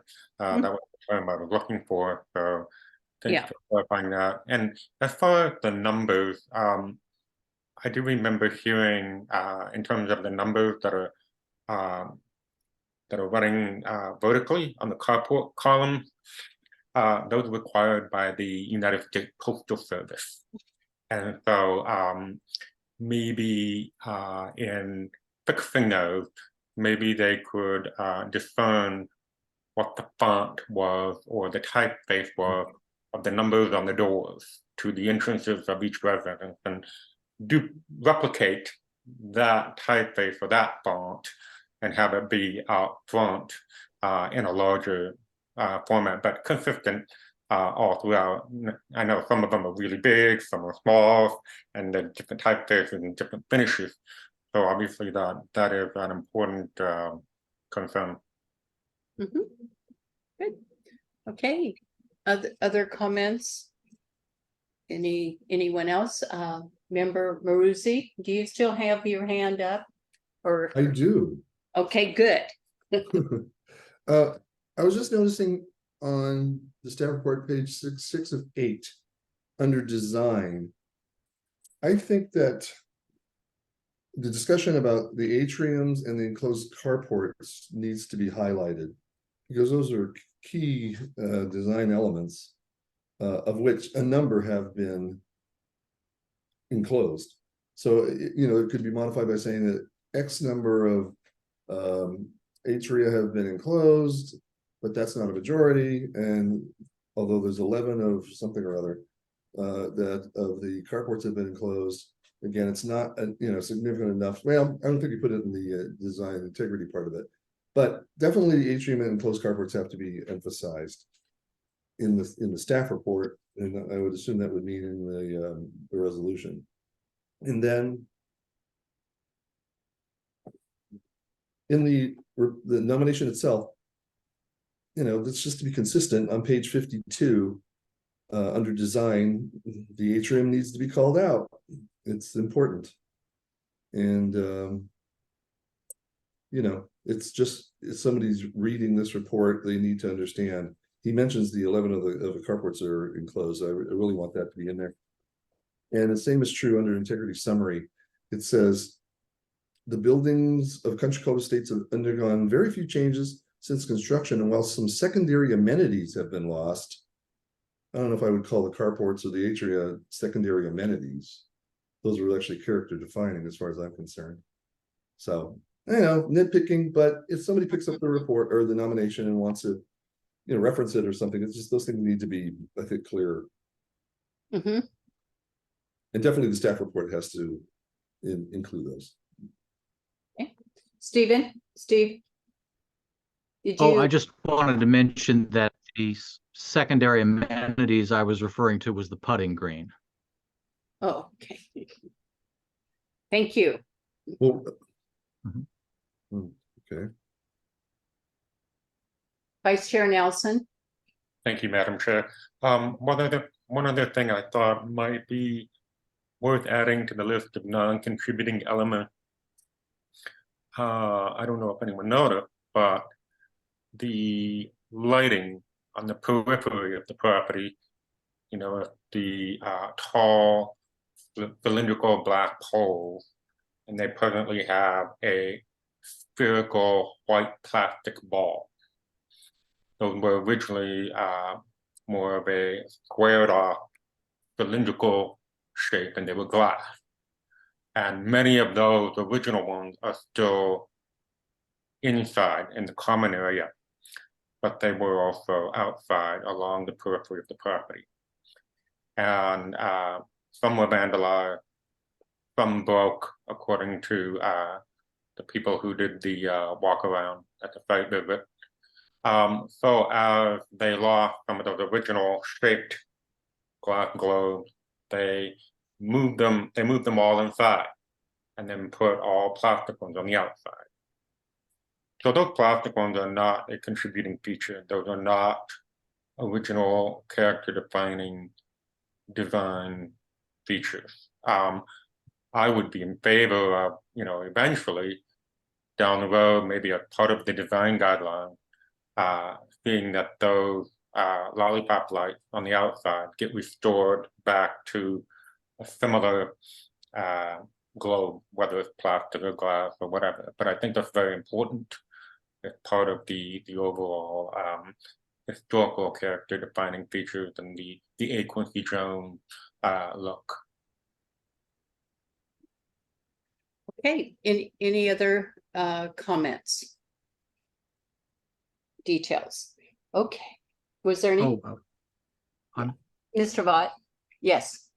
Yes, so sorry, but Jade is right about that, and I do believe we covered that in our report on that, because although we weren't able to make a definitive determination which globe was which, we do think that I like your description of them being a lollipop looking. That those are original, and then these round plastic ones obviously are not. And so we mentioned, I believe, that it is the new ones are non-contributing. And it would be nice if, and I think we put that in our recommendations, that they unify those globes as well. So I totally agree with it. Okay. So any other further discussion? Okay, seeing no further discussion, we need to move forward. And may I have a motion, please?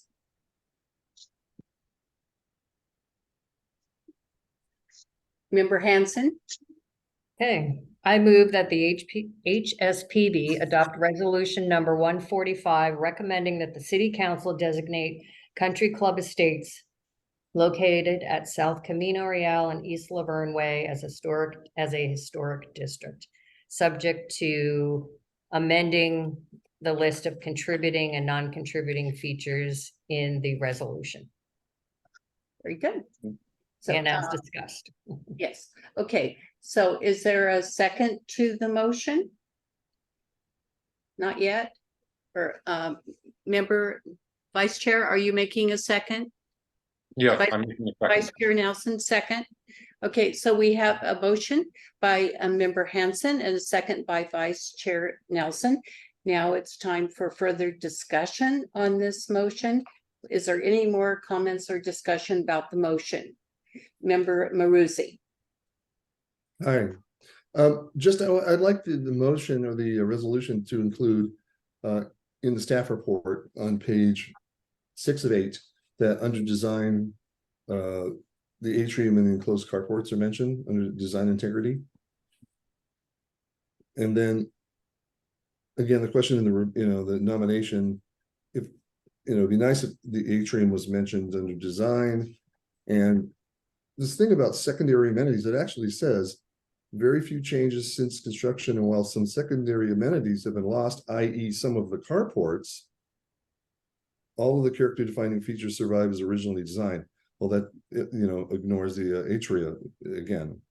So just for consistency, it would be nice to have I wouldn't use the term secondary amenities unless you're specifically only talking about the little golf course. So that would be my recommendation. But again, if it's not appropriate to include in the resolution changes to the nomination, I need to be told that. by staff. So Sarah, how are we with that motion? You know, in the risk, including all that, you know, we understand that there needs to be a real strong set of standards that are recommended. We don't want to list all of them in the motion, but we want to make reference to the significant, especially, you know, the atrium, the carports. What is your recommendation on that motion? So in relation to kind of beefing up some of that language related to the carport and the atrium, I think in terms of the staff report and the resolution, we can add that in as let's see, as footnotes to support what's already there as a description. As it relates to the actual report itself, we can certainly have the discussion with the author of the report to see if some of those amendments can be made. But probably not contingent upon the motion itself. That would be my recommendation. Member Maruzzi? Just in terms of the integrity discussion on page 6 of 8, I don't think that should be an asterisk or at the bottom of the thing. It should be directly mentioned under design in the staff report, which I assume is the same thing as the resolution. In the, let me see. Let me just, so you're referring to the analysis of integrity section related to design, correct? Exactly. Yes. So we can certainly add in that information. It is information that is included in the report itself. So we can add that as part of the description there, and then include the asterisks for the contributing features, just to make sure that we highlight those items. What do you mean by asterisks? That you wouldn't actually put it in the list, you put it as a footnote? We would include it as a footnote description for the character defining features, just to hit it again at the character defining feature point. But why not? I'm trying to understand this because I'm new to the board. Why not actually modify the resolution to include it in that section instead of an asterisk? So I'm suggesting both. I'm suggesting that go ahead and put it in the description of the design integrity, and then highlight it again as a footnote, just so that it's clear. Okay. Yeah. Well, both sounds good to me. Thank you. Yeah. A lot of times when we look at the character defining features, we look at the list to see. So as a quick comparison, so I think it might be worth putting that in the footnotes for the description there. So just for future note, integrity is a big issue for me. I was one of the people that really pushed hard for that to be included in the new ordinance when it was updated. So yeah, I'm a stickler on integrity, because otherwise you water down the designation of Class 1 historic site if a lot of things that have been modified or approved. So thank you. Yeah, thank you. Good discussion there, and thank you, Sarah, for your response. So we okay, before yes, Vice Chair Nelson. Yes. Thank you, Madam Chair. I can't remember if we spoke much about the setting and the landscape. I think there was some mention of the putting green that used to be there. But my concern is really with the original historic landscape and how so much of it was grass. And I know that they have done some minor updating, adding in some desert landscape. But when we were doing a site visit walkthrough, it was crystal clear and abundantly clear that most of the membership who lives there, ownership, prefers the historic landscape, especially in the real common area, and even out front, the big fans of grass. And I know we live in a desert and it's water conscious, but this is a historic district, and I think it's really important to make sure that in terms of the setting, that we have some language in there that preserves the original landscaper's intent. You know, country club estate, you know, golf. It connotate, you know, living living on the grass, living on the links, and there's so much conservation in the area that I don't think it would hurt if this district maintained most of its grass. So I think it's important that there's some language saying that the integrity of the setting, especially as appears from the street, is maintained. So if they decide to remove grass, maybe some of that is replaced by synthetic turf, artificial turf, just to preserve the look. And then there could be some desertscape as well. I've just seen too many communities over the years, granted they aren't historic districts, where they've removed all the grass and then put in desertscape, and all of the beautiful trees that were growing in the grass die because they don't get that water anymore. So I think it's an important consideration. Okay, so looking under character defining historic features, it does say the community open space at the center of the property.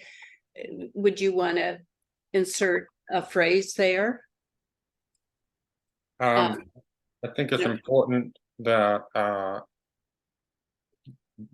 under the defining characteristics that the outside landscape be included, because that's what people see. It's all about when we designate something, it's all about what you can see from the street. And especially for historic district, I think it's important to maintain that look, especially since it's still there after all this time. So I would like to see something that acknowledges the street side landscape, preserving the appearance of that. Okay.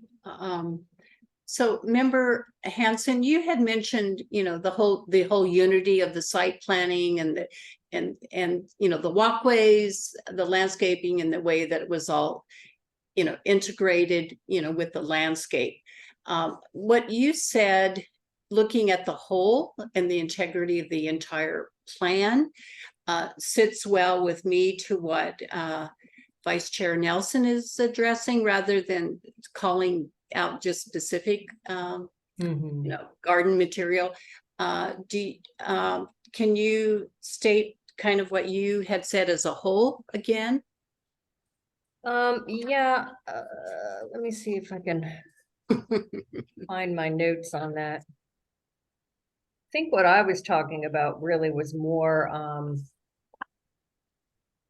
let's see, make sure I'm on the sorry, I need to get to the actual resolution where I wrote my notes. I didn't mean to put you Yeah, on the site design as a whole. Yeah, that's so what I think even where there's sort of grassy areas, if you were looking down this way at it, it still retains the same site design in terms of the placement of walkways and driveways and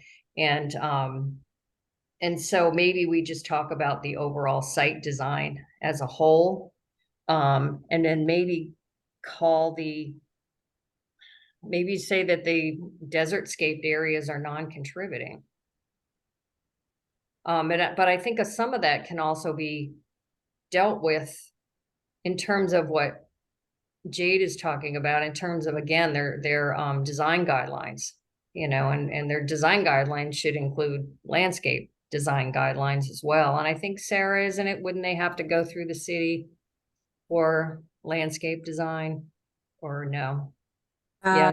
Yes, to a certain level. Yep. And doesn't the city also now, I'm not sure about this, but does the city require a certain amount of desert-scaping, a percentage of properties? No, there's not a requirement currently. There's an incentive to convert. And I believe this property at Country Club Estates has gone through a turf removal process to a certain degree. In terms of the comments that I'm hearing, we can amend the character defining feature to say site design, including but not limited to community open space at the center of the property, because I think that is a character defining feature that's been addressed in the report. And that also includes the milk glass globe, street lights, the broomed concrete walkways that were mentioned. And so it's kind of all encompassing. And then when we get to the design guidelines, we can try and hone in on some of the details. Yeah. I would be cautious about, I would be cautious about designating specific features such as lawn, Yeah. specific types of trees. In this instance, we have a designed landscape, but it's not, for instance, a landscape design that we have design plans for. There is an overall setting and feeling, but not necessarily a call out of certain features. And so I would be cautious about that language in the resolution. I agree with you on that. And I think the desert scaping is happening in a lot of the historic districts, or not even the designated ones. I mean, I think that's just part of what happens over time. And I don't think that, you know, it's just sort of a fact of changing life. And I mean, it's still appropriate, at least to where we're living, what's being planted and the rockscaping. And but I don't want to get too specific about that either, or saying because they've done that, you know, to me, I feel less about that in terms of the overall integrity of the property than some other features. So we have a motion on the floor made by Member Hanson and a second made by Vice Chair Nelson. So is there further discussion? Vice Chair Nelson? Yeah, sorry, I'll keep it brief. Since we have Steve Bott with us, I can't recall from the report on the nomination if there was any mention of a landscape architect, but on page 23, it does say in the first and second paragraph, he offset the closeness on the public street side with a buffer of green space, which would both symbolically and literally separate the units from the outside world. So that is a Jones design, and I think that is very important to recognize the historic character defining feature of the landscape. So I don't think it's unreasonable that it be part of the resolution as opposed to being part of the design guideline, because it is the architect's original intent. So that would just be my last modification request on that. Thank you. Okay, Steve? Hi, thank you. I did mention there is a separate landscape architect in there. I don't know what page it is. Unfortunately, I don't have the copy in front of me, which is a bad idea, but it was a Palm, I think it was Palm Desert Landscaping. There was a separate, but of course he worked with Quincy Jones on that, and so I'm sure they were in agreement on the on that. But he was given the separate task of landscaping it. And his name is escaping me. I think it was a German name, Thoen, I think. Okay.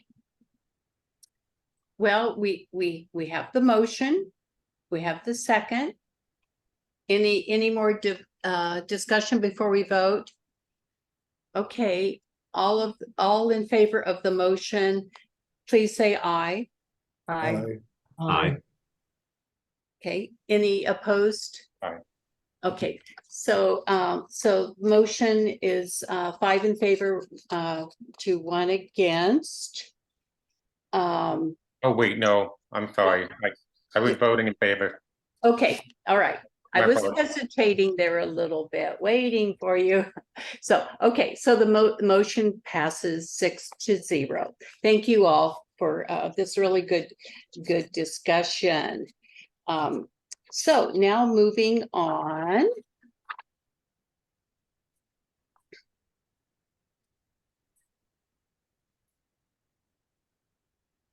So, okay, I'm finding my place here. Okay, so we now go on to the next item, which is let me see, sorry. application by David and Catherine Bright, represented by the Palm Springs Preservation Foundation for possible historic designation of the Kerner residence located at 1275 South Calle de Maria. Could we please have a staff report on this? Yes. Let me pull up let me just share my screen and pull up the presentation.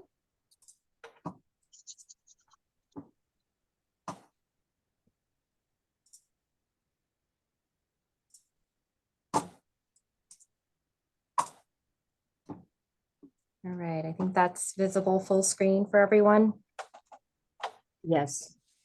This certainly was an ambitious agenda, so thank you for everyone for hanging in there. The last application that we have before the HSPB tonight is the Corner residence located at 1275 South Calle de Maria, HSPB number 150. So the owners of this site is a single family home, are seeking HSPB recommendation for Class 1 landmark designation. This home is located in the R1C single family residential zone district with a VLDR general plan designation. As you can see in this aerial view, we have a fairly large lot with a site coverage that allows for a lot of open space as part of the original design.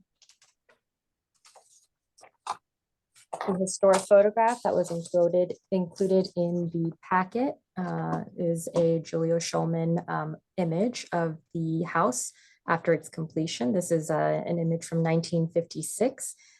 Again, you can see here the horizontality of the design.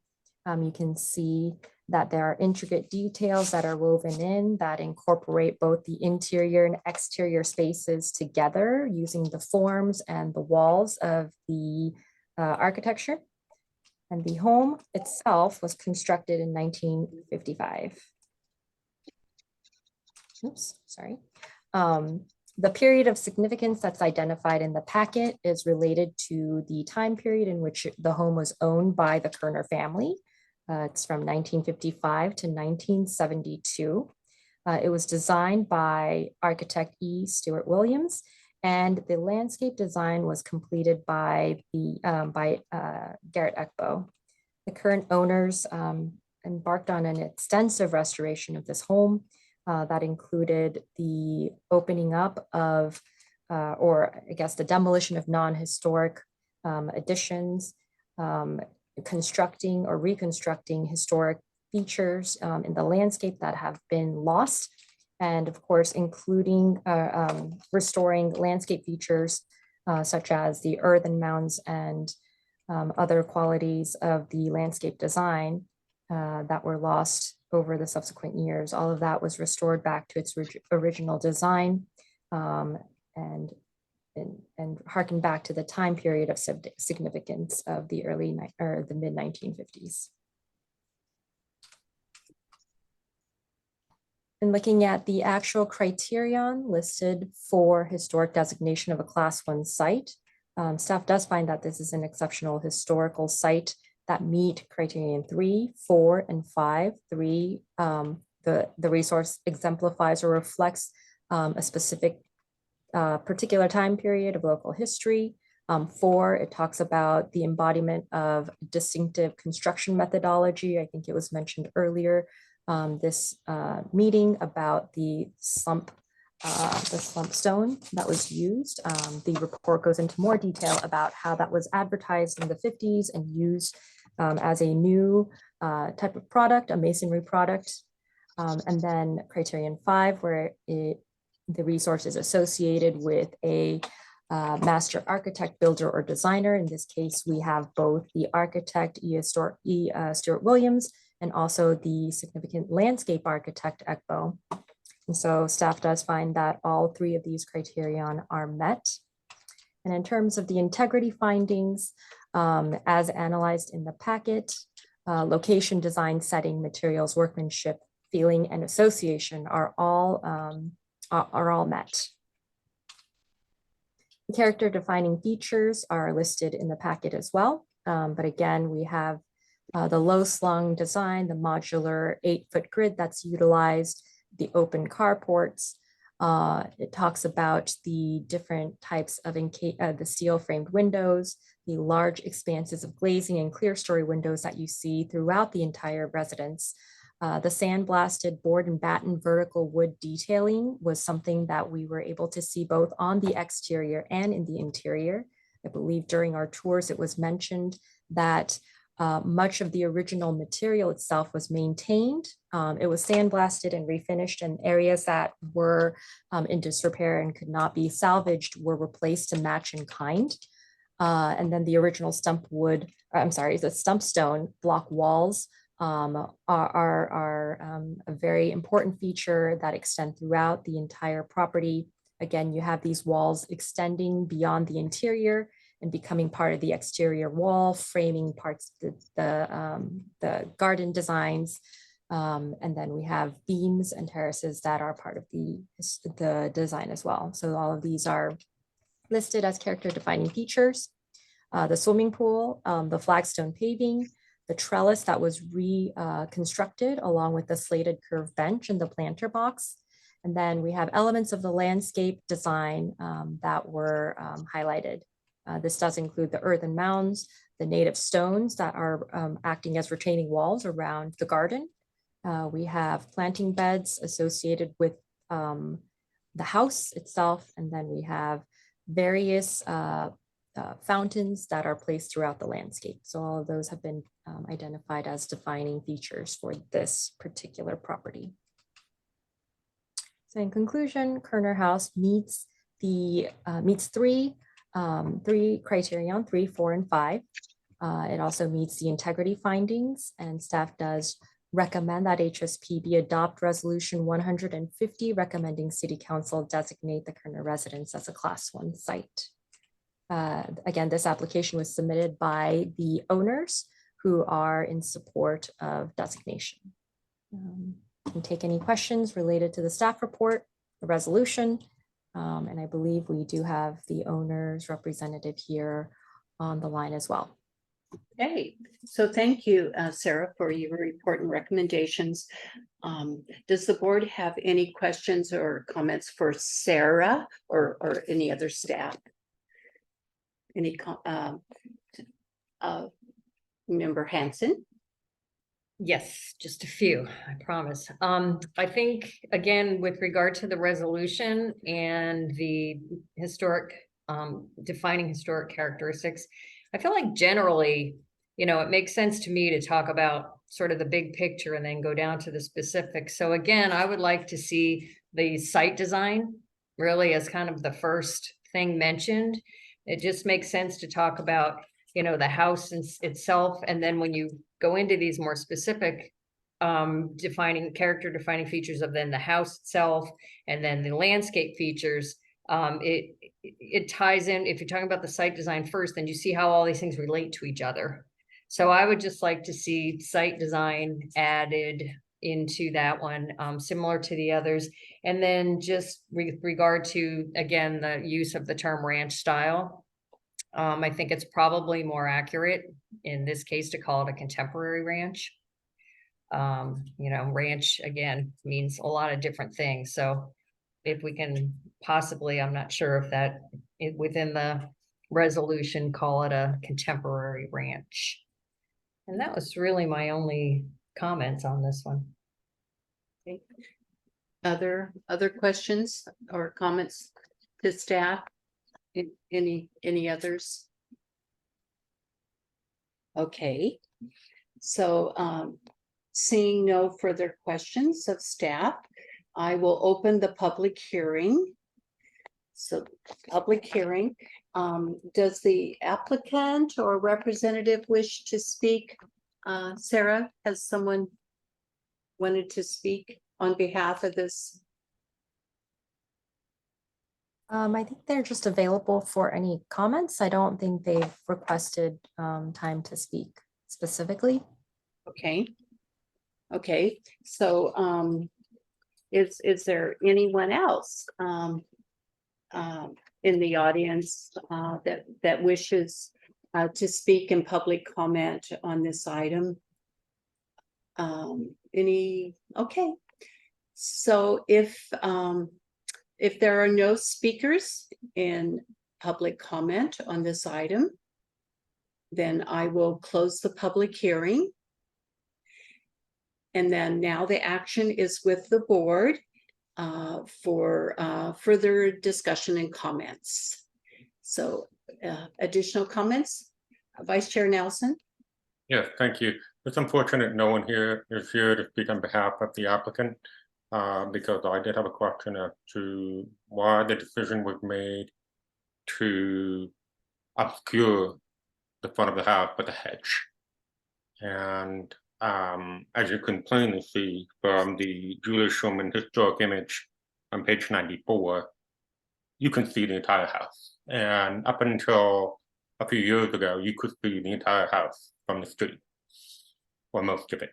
And I know that there was a little bit of outcry among the local preservation community when the restoration was complete and they put up a hedge to hide it all. It was very unfortunate because the same thing has happened next door at the Sutter house, where the most recent owner put up a hedge.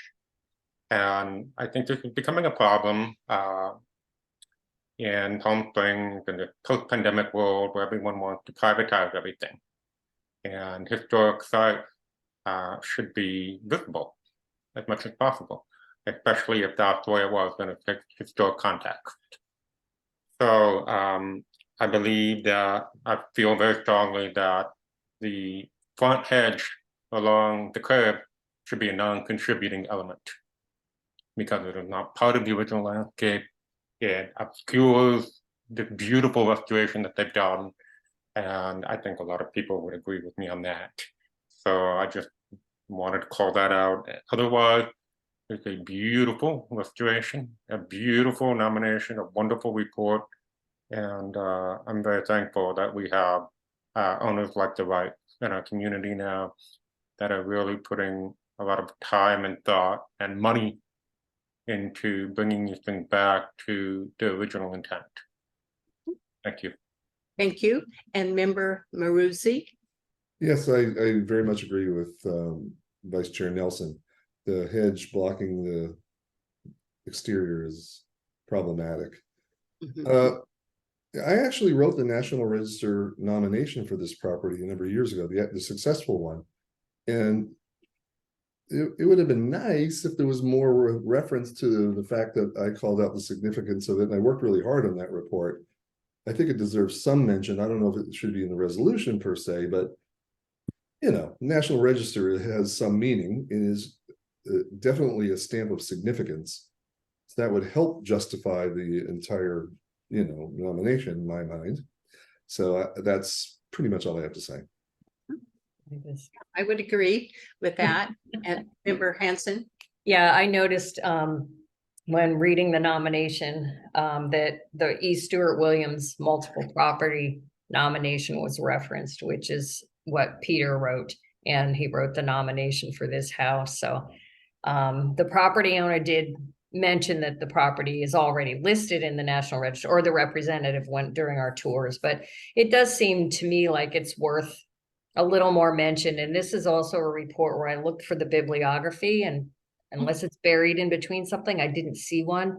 And I don't know, maybe we can talk about that another time, but if, you know, the requirements of these reports from the public, you know, if a bibliography is that there were footnotes, I think I saw that in a footnote, but it would be nice because I think, you know, I agree with Peter. It adds a level of maybe a cachet of, you know, just sort of a level of, it reinforces what you sort of already know, that something is already listed in the National Register. So just a comment for me.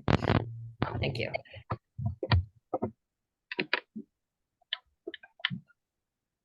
Any other comments from anyone? Do I keep? Okay, I don't want to miss anybody.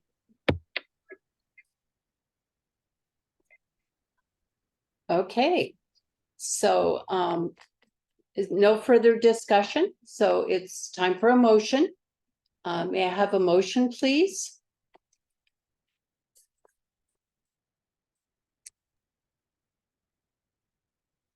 Okay, Member Hanson. I'll do it unless somebody else has raised their hand.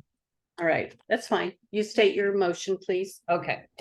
I agree with everything Jade said. Wonderful property. So I move that the HSPB adopt resolution number 150, recommending that city council designate the Kerner residence located at 1275 South Calle de Maria as a class 1 historic resource, subject to some revisions to the character and non-character defining features as Okay. discussed. Okay, so we have a motion by Member Hanson. Is there a second? Okay, second, Member Vice Chair Nelson, are you making a second? I am, Okay, just further clarifying that Member Hanson has asked that the mention of item be added to the non-contributing list, which Mhm. will, the hedge that I brought up in front be added to that non-contributing list, as reinforced by Member Malusi and Member Hanson. mhm. Okay, so we have a motion by Member Hanson, second by Nelson. Is there any further discussion on this item? Any discussion? Okay, seeing none, I'll call for the question. All in favor of the motion, please say aye. Aye. Aye. Okay, any opposed? Okay, so motion passes 6-0. So thank you very much for all the comments and presentations about that. So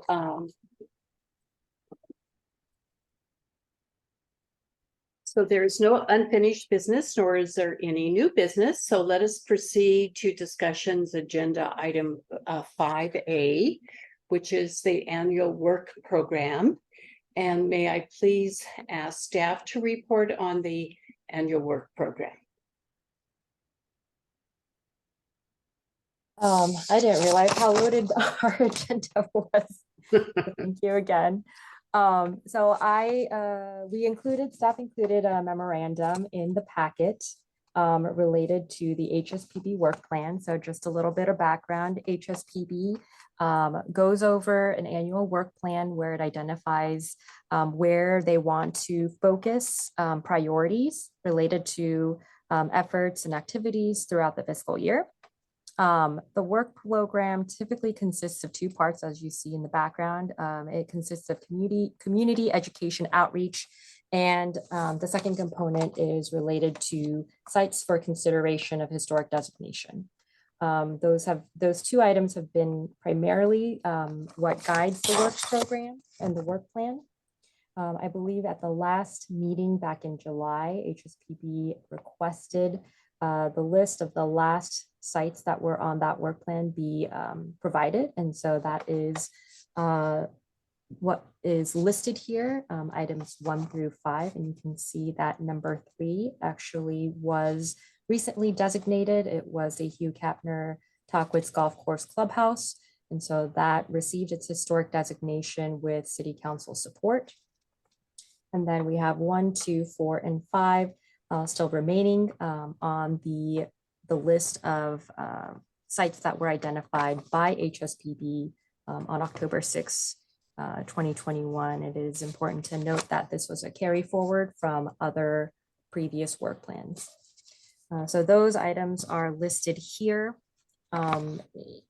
If you wanted a little bit more detail on some of those, I can certainly expound upon that, but just given the time, I think we'll skip over straight to the staff recommendations on the second page there.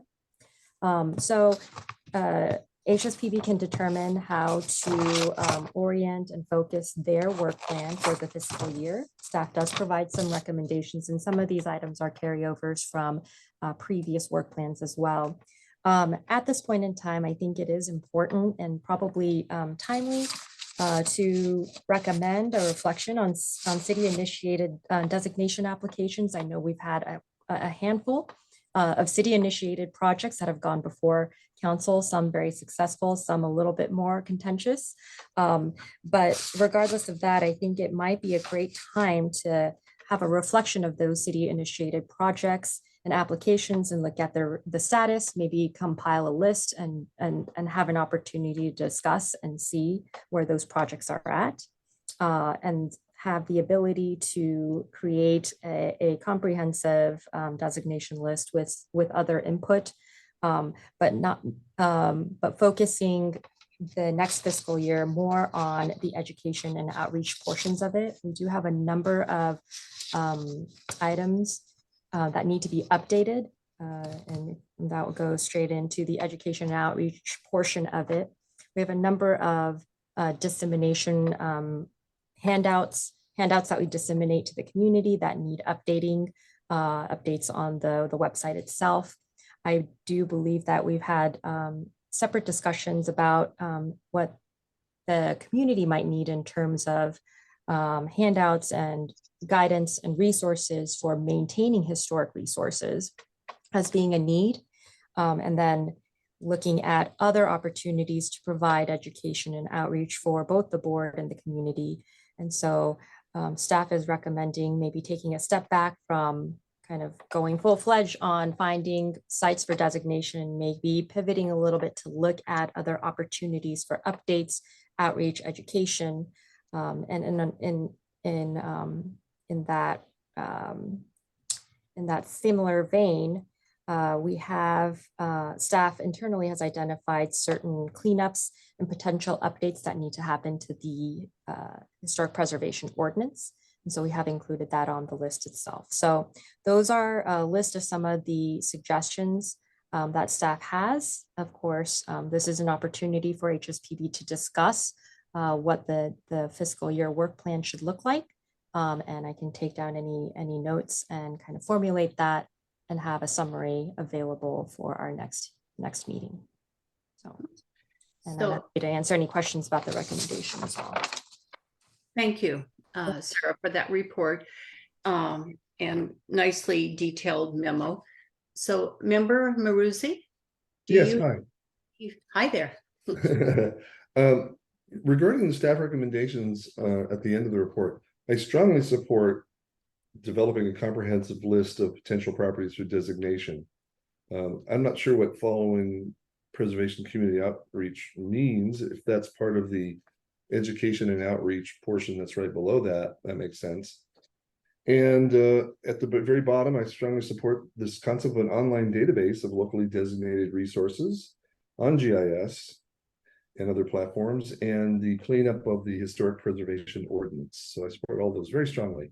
What I don't support strongly is the idea of having the Welton Beckett Design Sachs building included as a priority. And that's, to me, the big issue is the primary facade facing Palm Canyon has been completely altered from its original design.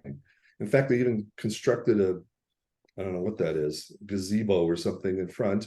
The fenestration has changed, the surface of, the cladding has changed. So unless those things were modified and brought back to a more original appearance, I could not support a nomination for that building. I love the building. I love the facade that faces, I think that's Ramon, if I'm not mistaken, or anyway, beautiful. The block work is beautiful, and I love the natural rock, looks like lava rock or whatever it is. But the primary facade is really not appropriate in my mind. Okay, Member Hanson. Yes, thanks. Sarah, can you just clarify what exactly we're doing today? I think what we are doing today, or what I would ask HSPB do today, is provide some direction on how you would like to move the work plan forward. And if you have specific items pertaining to the recommendations that you would like to put forward as the work plan, we can certainly do that. I think in past years, there was a large focus on collecting a list of designated properties, and we would vote on that. I think the idea is to potentially step away from that this fiscal year and focus on some of the other items that were listed in the recommendation. And that's just again, it's a staff recommendation. And I think that it might be a timely time to reflect on some of the designations that we've done in the past. Okay, so I have some thoughts on this as well. In terms of the sites for designation, I agree that I think maybe we should take a little bit of a step back, kind of like we did with the conference, the symposium, and rethink. I think it's sort of been the same old for many, many years, and things from one list get put on the next, and then you just add a few more. So I personally would really like to see the list diversified. You know, the city does have a ethnic, cultural, historic context. There are a lot of other themes within the context of the historic context statement that are underrepresented in the city's inventory of designated resources. And like Peter, I don't know what this following community outreach means, but you know, maybe that's part of what we figure out as part of rethinking this. And, you know, how do we get input from the community, you know, rather than a body of 7 people deciding, you know, what the priority should be. So I would really, I don't want to not include it, but I do think we need to take a step back and spend some time talking about it as a group. And it's almost like that's one thing in and of itself in terms of this plan. Could be a meeting, and you know, it's like the workshop we did, I thought was really great. I mean, I don't know if everybody is interested in doing something like that again, but it would be actually a great topic for a workshop. And if the community could attend and have it noticed, you know, there's an opportunity right there for some input. But then also with regard to the education and outreach, again, you know, fully support that. And I also, on point number 4, you know, we haven't really been encouraged. We're a certified local government, and we really should be, we're required to actually do some type of training every year. And I'm wondering if some cities do, the city has any budget to send board members to training. And I'm not talking about paying hotels and airfare, but for example, the California Preservation Foundation conference is in Los Angeles this year. You know, could we possibly have registration covered? And some people may only want to go one day, and it's cheaper if you only go one day. So just something to think about if has been or is any budget for board members to attend.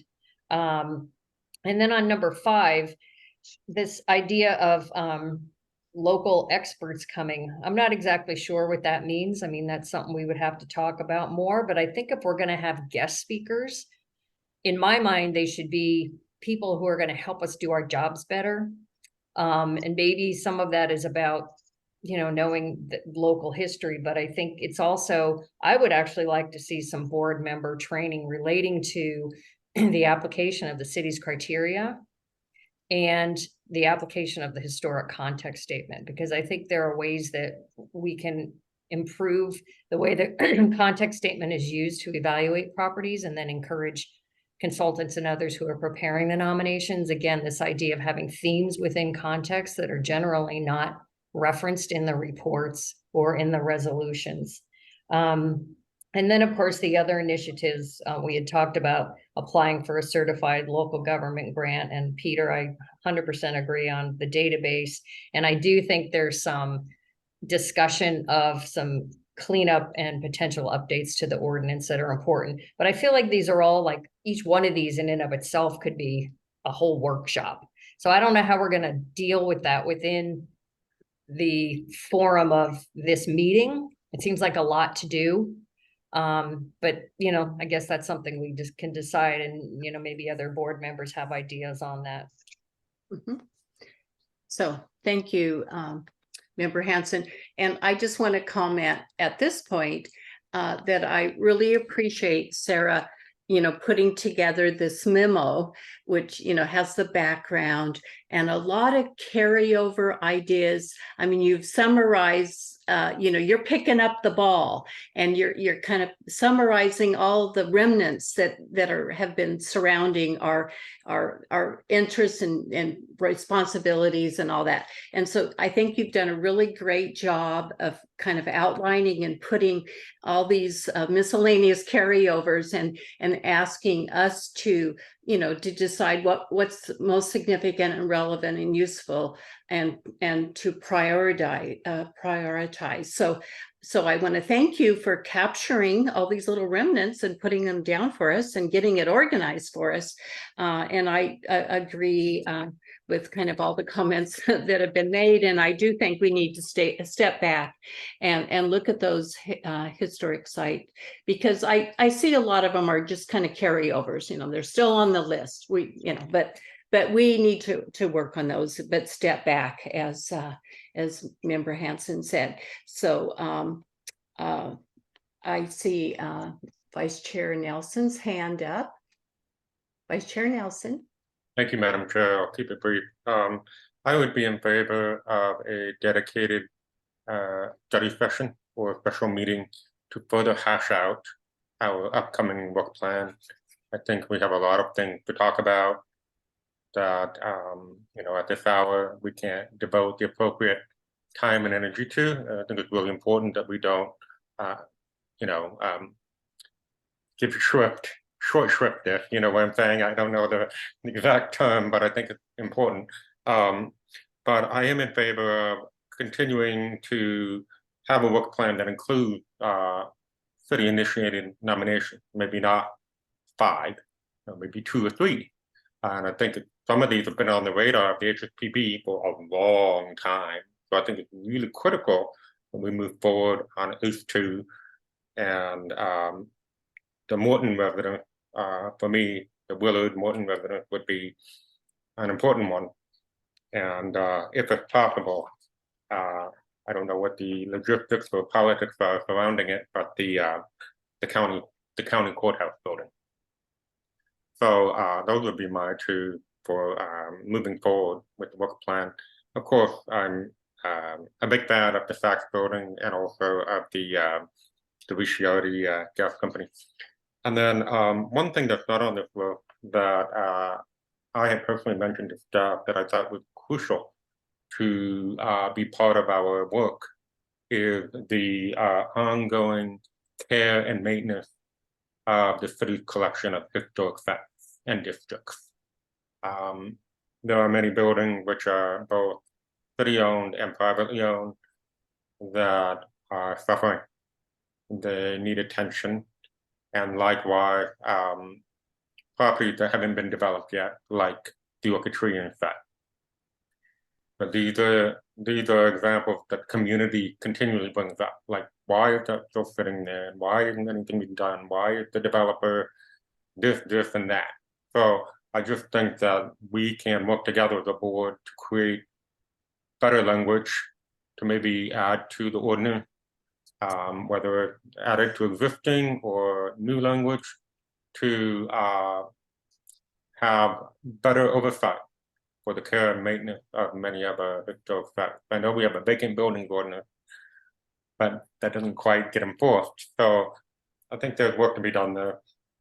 And everything else that is in the memorandum and that Janet drafted, I think are great ways forward. Thank you. Okay, thank you. Any other comments before we move forward here? Any other comments? Yes, Sarah? I would just like to make a quick comment about the designation process and our current ordinance.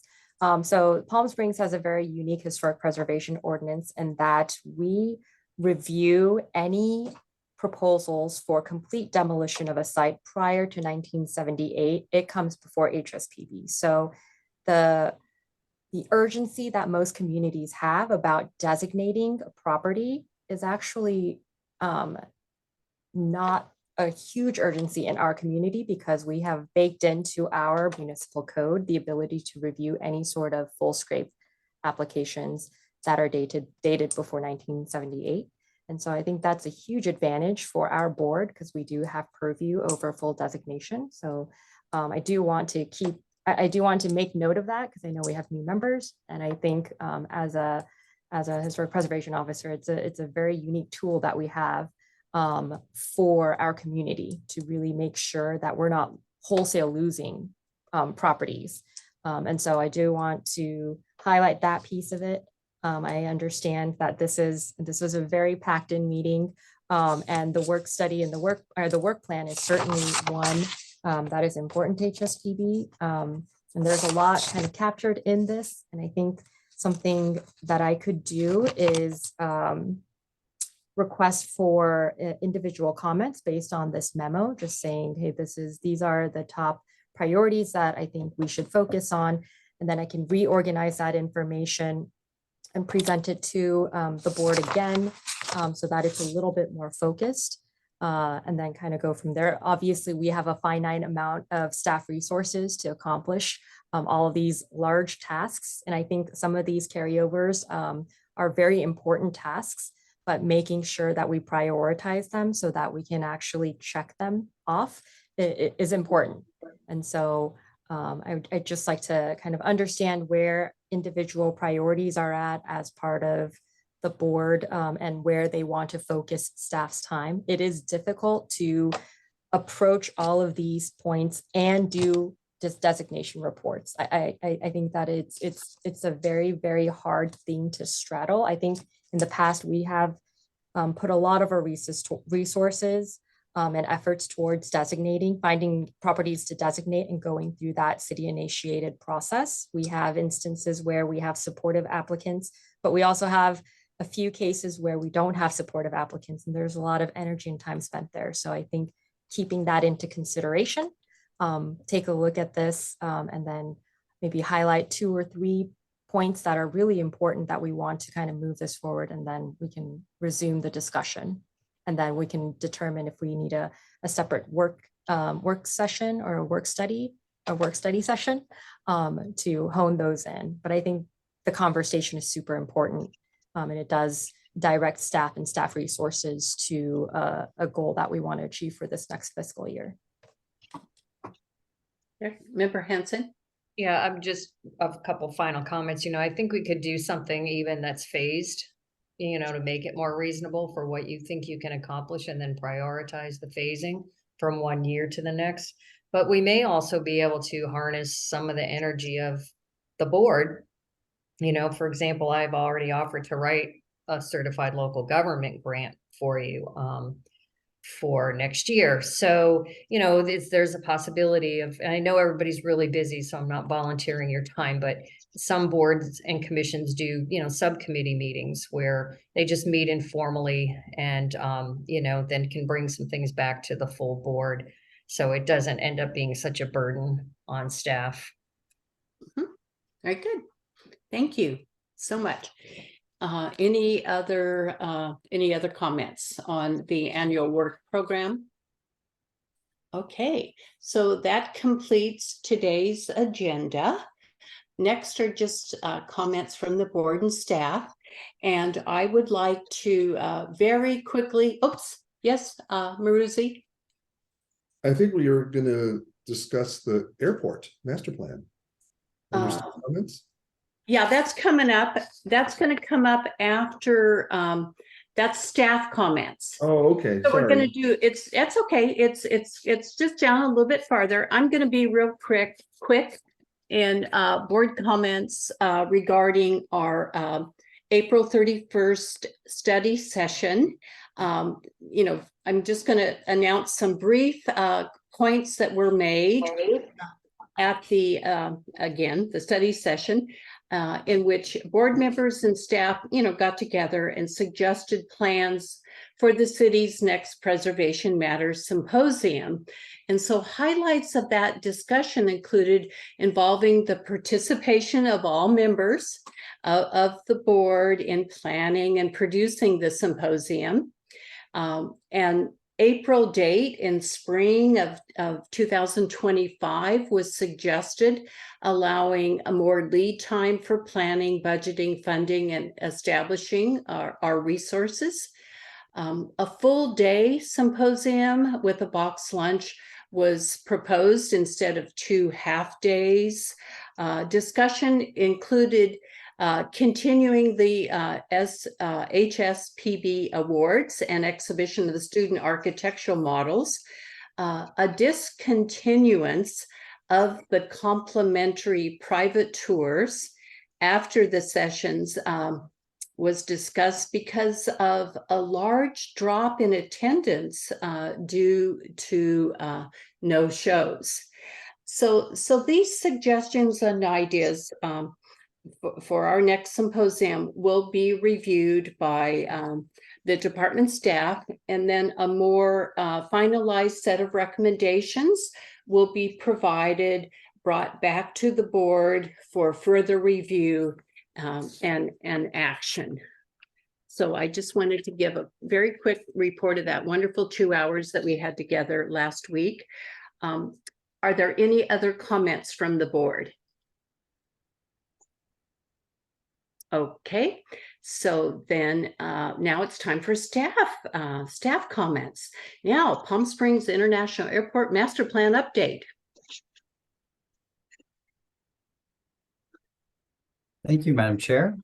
So I just wanted, or the city staff, the city airport administration, and the planning staff wanted to just give the board an update on the master planning that's been going on for the airport.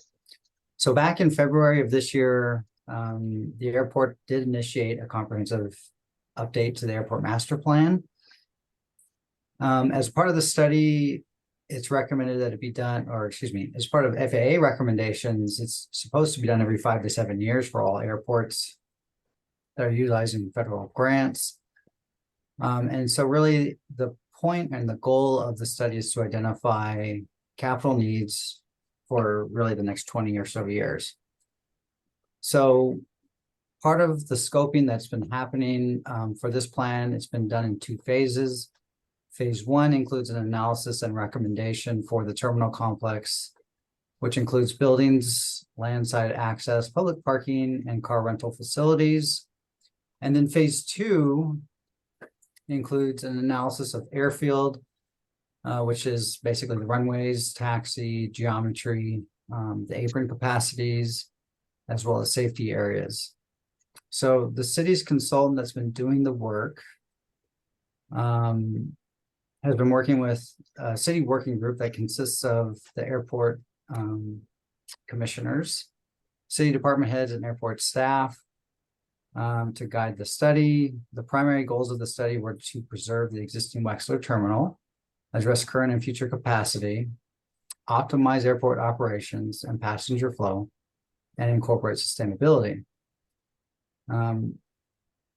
So the airport has identified a number of challenges related to the ability to maintain an efficient, safe, and sustainable airport, which includes airport facilities currently are well undersized for the current and future level of aircraft and passenger traffic.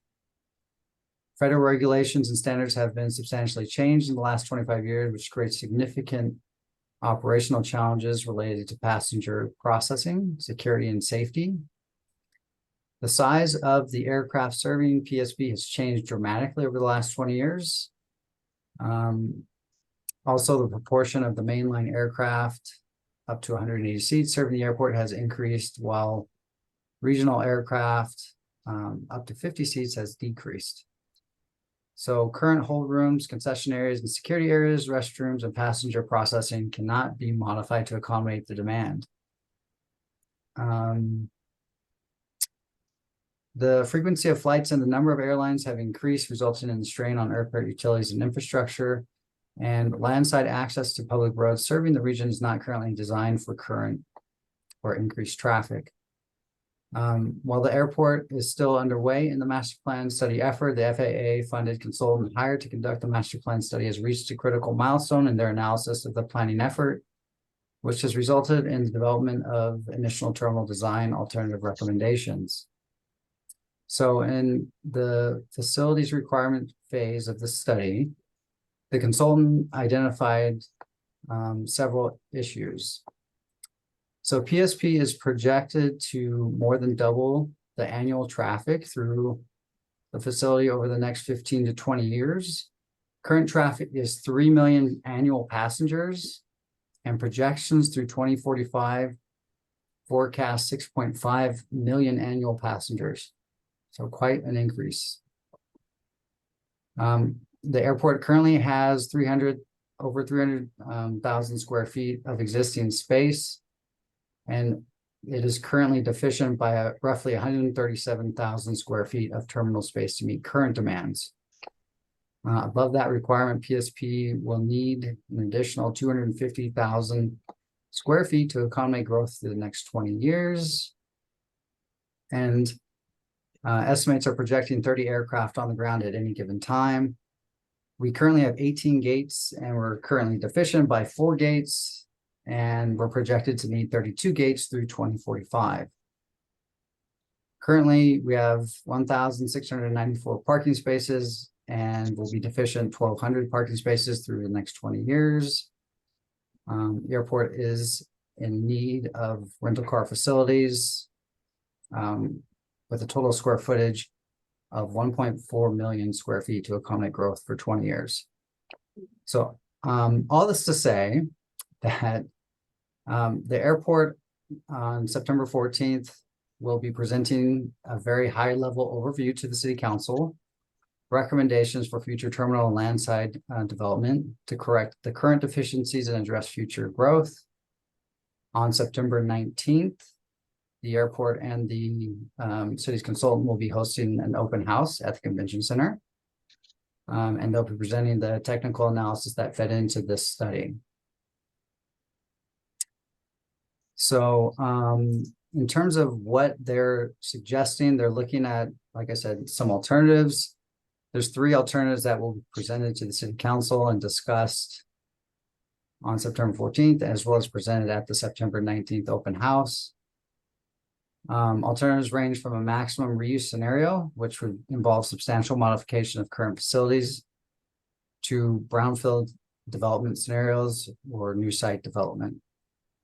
The Wexler terminal is preserved in all of these scenarios. However, the use of the terminal would likely substantially change depending on the scenario.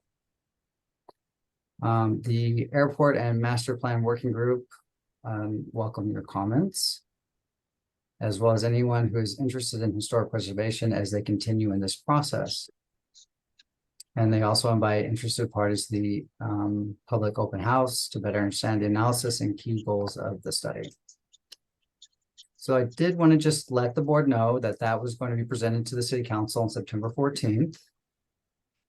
And that we would have an open house on September 19th. Very good. Okay, thanks for your update, David. Member Maruzzi, I see your hand up. Yeah, the HSPB has authority over the Wexler building's exterior, correct? I think the HSPB should be at least allowed to review the proposed alterations to that building. You know, I've been involved before I was on the HSPB with other people, including Gary Wexler and Stephen Keelan, on evaluating the potential changes that have been suggested. So given that this is an HSPB issue, all the other aspects of things you told us, David, are lovely, but we're really focusing on the Wexler building.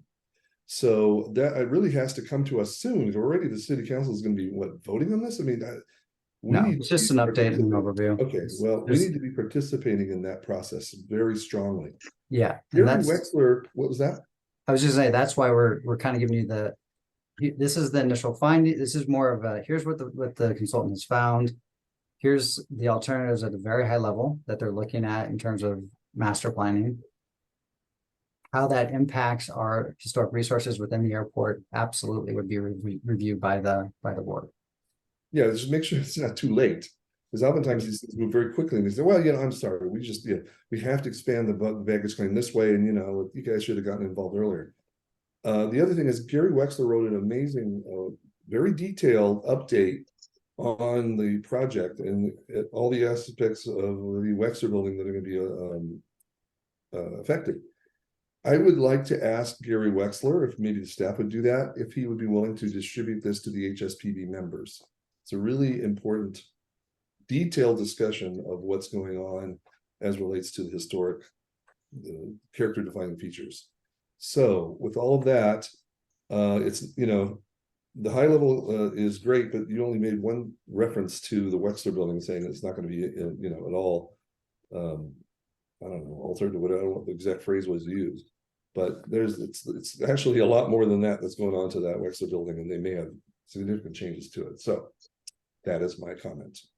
Okay, so Peter, you have a copy of that report in your hand. So maybe you could send it to Sarah, and Sarah can distribute it to us. Is that good? If Sarah, would you forward it to each of us? I mean, should we ask Gary if he wants it forwarded? I'm sure he will, but I think maybe just out of politeness. Absolutely. Yeah. Okay. Yes, since you're recommending it, Peter, why don't you ask Gary if you can forward it to Sarah and she can forward to us? Great, I'd be glad to do that. Okay, thank you. Thank you. Okay, so Vice Chair Nelson. Great, thank you, Madam Chair. I was fortunate to be included on Gary Wexler's letter as well, because I invited him to speak about all the work he did and everything that's happening with the Wexler Terminal as preservation matters. So he's keeping me in the fold, which I'm grateful for. But it's my understanding that there's an already in process approved restaurant and patio installation in the northeast wing of the Wexler Terminal that may impact character defining features.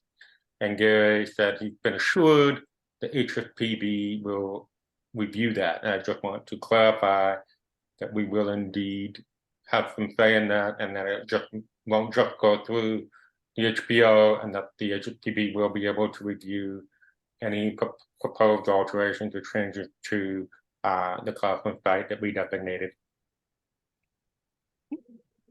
Very good.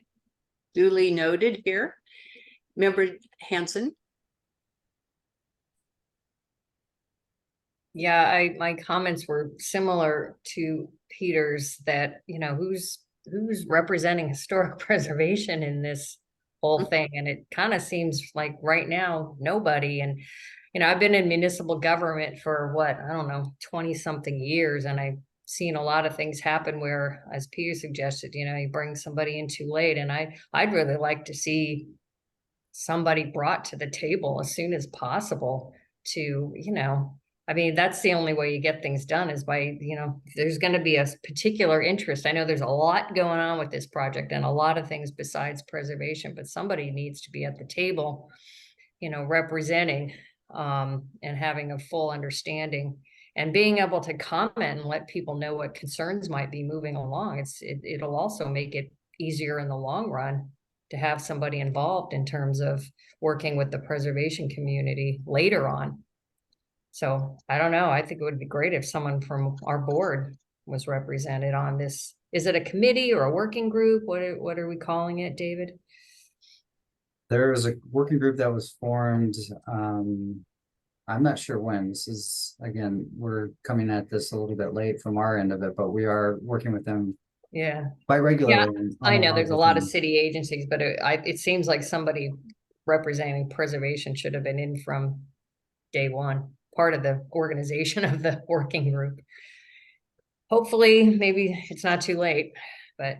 No, it's still early. Again, this is, okay. They're looking at alternatives. They're looking at how, you know, people arrive at the airport, how they get to. Yeah. There's a lot. It's still very early in the planning stages, but certainly it's something that we wanted to definitely bring to the board's attention. Let you know that, so you're not surprised that this is going to be heard on September 14th, at least an overview of what alternatives are being considered. There's not going to be a decision on it, of course, at this stage. It's very early. Yeah, they actually advertised on TV the meeting at the convention center. Yeah, good. Okay, thank you, David, for your update. And are there any other staff comments this evening? Any other? I think the one thing that we want to confirm is the meeting format for October I think that there was consensus that we wanted to keep it virtual for September, and I just wanted to confirm how HSPB would like to meet in October and possibly the subsequent months. If we can just quickly determine that, that would be the last kind of item for discussion. Okay. I definitely vote for October virtual because I will be just getting home from Europe and probably Okay. gonna look terrible, but Okay. So she's I'll feel recommending better on virtual than in person, so. October virtual. Does everybody agree with that for October? Virtual? And then do you want to reevaluate? Yes, Hare, are you good with virtual? I was just saying I agree. Oh, okay. So, okay, does anybody object for virtual in October?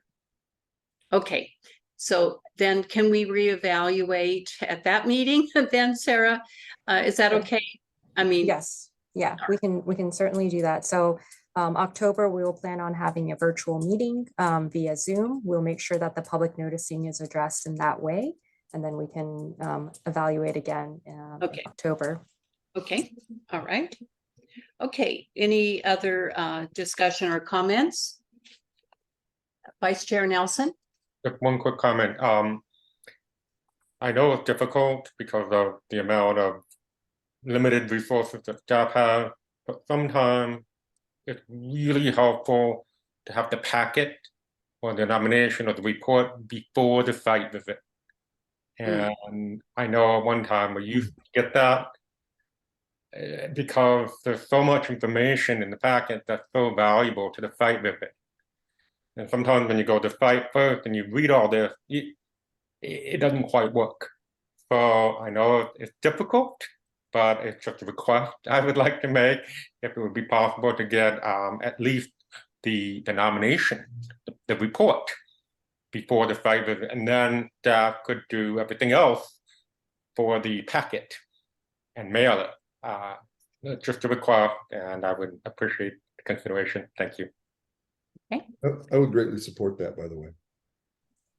Okay, thank you. So seeing no further discussion, this meeting of Historic Site Preservation Board is adjourned at 8:25 p.m. to the meeting of Tuesday, October 3rd, 2023 at 5:30 virtual Zoom. And I want to thank everyone and our new board members for your participation and your diligence and all, and staff's great work. So thank you so much for everyone's participation today. So we'll see ya. Thank you, Catherine. Bye-bye. Thank you.